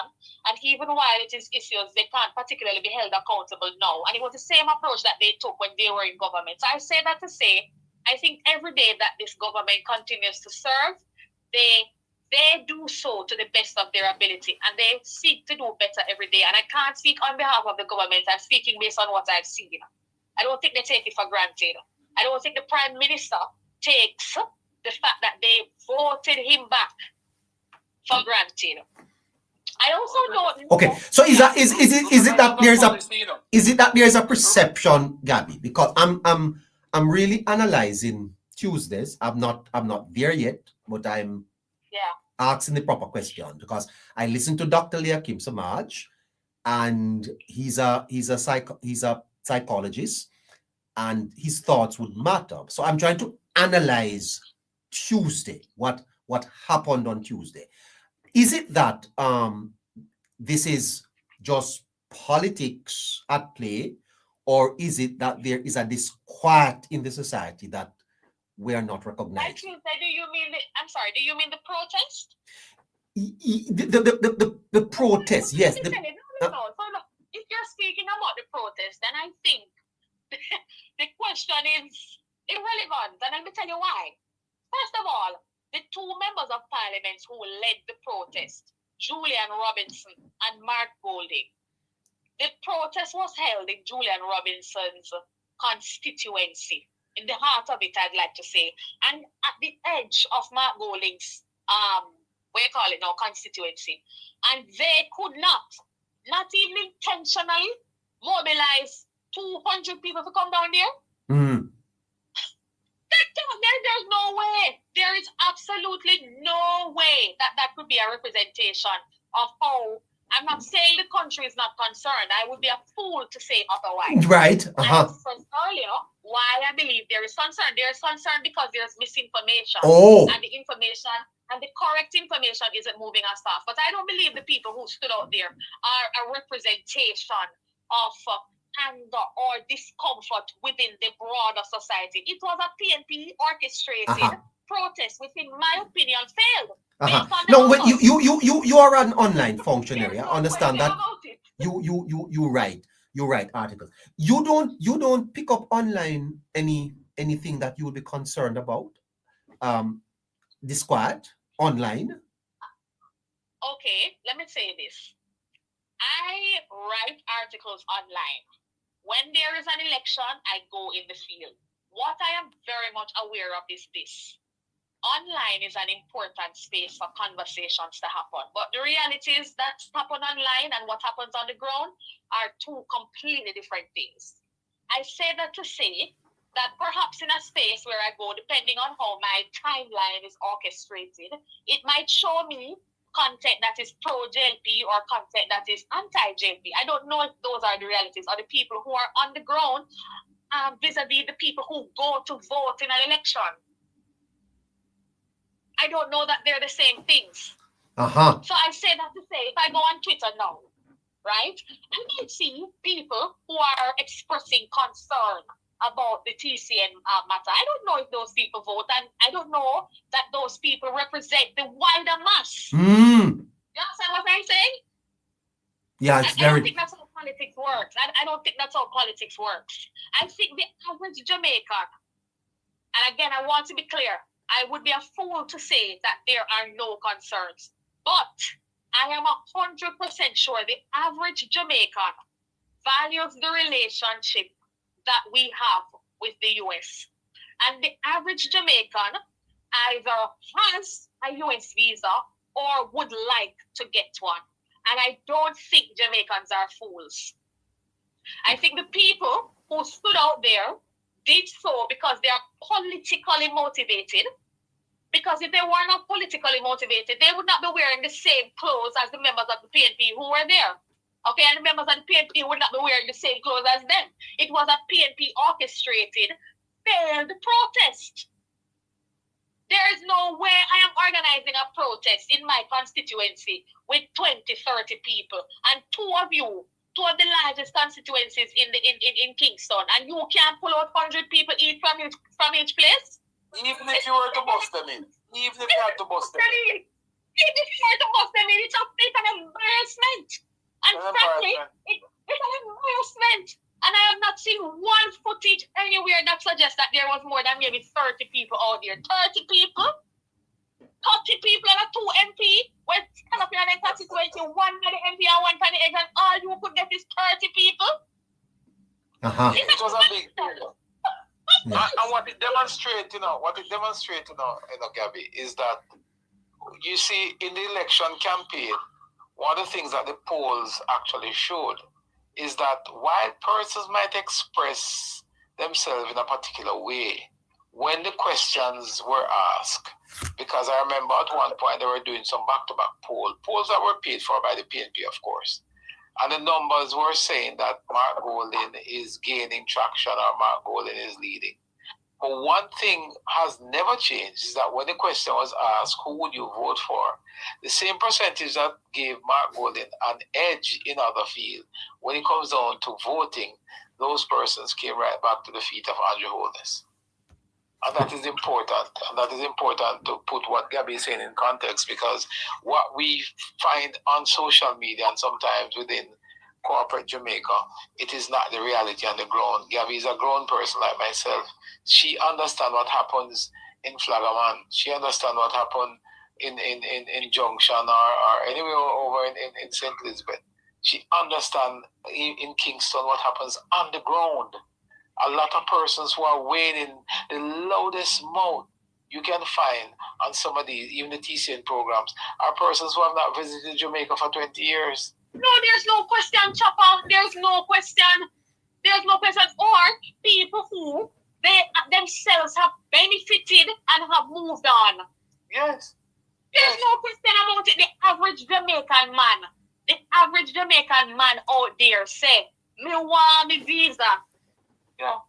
The only concern they have, which I think is a concern that we need to be intentional about clarifying, is the matter about whether these people are, as some people have said, pedophiles, etc., which, the government has said, and again, we say, misinformation spreads faster, that we're not taking any hard criminals.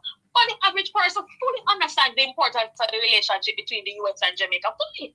And because the PNP knows that, to be clear, if they believe the argument was strong enough, they wouldn't need to be gathering a group of 30 people to go out there and put a placard. They wouldn't need to have gathered all those people to send out press releases. It's because they are trying to make an issue that they don't feel is resonating well enough in the spaces they want it to resonate. And if they thought the argument sunk in deep enough, they would have never moved on its own. They've been desperately trying to create an issue, and it is part of their mandate is to create an issue where there is none, make a mountain out of a molehill, and that's just exactly what happened. It is unfortunate that, as you pointed out, this took place in the middle of Julian and on the edge of Mark. They're both right there.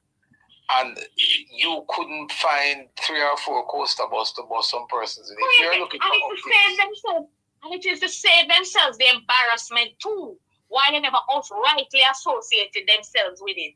It saves them money, so they don't have to pay too much people, because again, we'd be fools to think those people that were there came for free. Remember when they went to protest with FID, those people admitted on their TikTok lives that they were paid to go out there. Half of them didn't even know what FID stood for. And when they were interviewed by the media, and the media asked them questions, them get insulted because they didn't know what it stood for and they didn't know why they were out there protesting.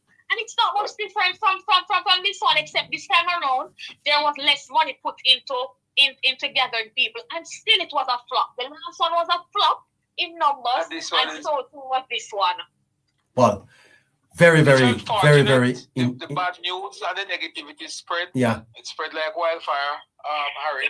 Just recently, just now with the brethren who was on earlier, and we clarified the position, neighbor. Yes. We clarified the position and we explained to him in very, very honest and open way that, look, the 10,000 argument, get rid of it. It is not a part of the conversation. Yeah. More of this necessary. Yeah. Here are the things that you're concerned about, and we clarify those. And even in the same breath, he actually repeated. He asked the question again. Yeah, so that tells you that it's like you're going out to sea and you go fishing and you make a catch, and you hold on to it. You're not letting it go. Yeah. So what has happened? It's a cognitive bias. It's a cognitive bias. Yes. Yeah. Well, it could be. But when you go out in this space now and you find vulnerable people who buy into that information, they're not letting it go. And then we coming in now with the clarification. It's gonna be difficult. It might be 3 times as hard to get the clarification in the minds of persons than it is for them to just pick up the negative narrative and run with it. And if we were to really spend time to undo what the negatives have done, we would not have enough hours in the day to do it. So I all I can say is that, as much as I can contribute in terms of providing clarification, getting information wherever I can. And I would implore persons like Gabby to come back and to make herself available. She has done excellent. I don't know if she's not telling anybody about her Substack page. It is doing very well. She's writing some powerful pieces. I'm sharing them as much as possible. And I'm actually motivated to start writing on Substack as well. So you know, we need to start sharing her contents. And neighbor, you can pull some of them and have a read and have a discussion. Absolutely. Lovely. I'd love to do that. Thank you so much. Thank you so much, Gabby. Thank you. Yeah, man. Yeah. Thank you so All right, much. thank you. Fantastic. And thank you, neighbor. I don't know if you need me anymore. No, man. I'm out of time. Yeah, man. All the best to you. Bye-bye. This was very good. Thank you so much. Thank you for having me. I really appreciate it. And I love the discourse. And the gentleman, Harry Henriquez, I'm going to follow you. My God, I love the way you explained yourself. Very eloquent, very calm, very well put together thoughts.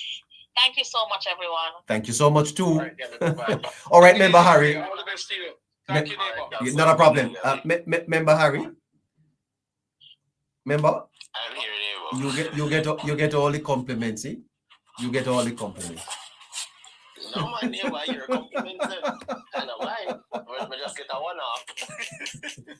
You get all the compliments. Anyway, member, fantastic night. We had to cancel so many other things to remain here until 11, but it was well worth it. Close out for me, please, member. It was definitely well worth it, neighbor. I first want to extend that. I know Chaps and Gabby just left, but I want to thank them to come and give some additional perspective, you know, especially from Gabby, neighbor. You know, thanks as well. It shows that there are persons out there still having the good fight, still putting out the effort, and happy they're here to also enhance the information and the message, and actually putting forward to our conversations that matter, neighbor. So it shows that we're reaching far and wide, and the message is a good one. It's of national pride and so on. But of course, you know, the important persons here are our listeners, neighbor. You know, listeners, tappers, every and anything, the gifters, everybody is, because they understand the cause, they know what the program stands for, and every night this is actually a staple in many of our listeners' life, neighbor. I wouldn't be surprised if they don't have all alarms setting for when the program to come on, right? So I just want to thank them again. It's another beautiful show, another successful one. Couldn't have been successful without them, neighbor. And like I said, every other night, this is where conversations matter, but it doesn't end here. And as such, you guys have to take this information, take this discourse, and bring it out. Have conversations throughout the rest of society, especially in the diaspora, as we are heavily linked to the diaspora, neighbor, which is a beautiful thing. But have the conversations with those backyard, nothing wrong. And of course, you know, we thank you so much each and every night. Do remember though, you can go to the Hello Neighbor store to get the merchandise. You can also give feedbacks regarding them as well. YouTubers, like, share, subscribe, tell a friend to tell a friend. Don't forget. Always like the program, always share it. Leave comments as well. It's not just our TikTokers who we want to leave the comments, but leave those comments in the comment sections just the same. But again, I do hope everybody have a great night. Persons on X, we're growing over there. Instagram, Facebook, of course, our residents here in Neighbor, which is TikTok. But don't forget to know, we love you know. You guys are doing a great job as well. And again, a wonderful thanks. And I hope everybody have a restful night. And it was a loaded program. But the beauty about it is that this will be on YouTube. You can take bits and pieces from it, and you can have those conversations with proof as well. Have a good night, everybody. Thank you so much, too. Thank you, member Harry. By the way, tomorrow is Friday, and we won't be here tomorrow. So we had some prior arrangements, and the program will not be on tomorrow. My producer will communicate, of course, with you when we'll be back. But I hope we'll be back soon. In the meantime, YouTubers, have a great day tomorrow. And I think that I will be talking to Shefreen about doing a special over there on YouTube for the weekend, so that you can have something to watch tomorrow. Okay, so until I catch you tomorrow, YouTube, take care of yourselves. Bye bye. All right, TikTok.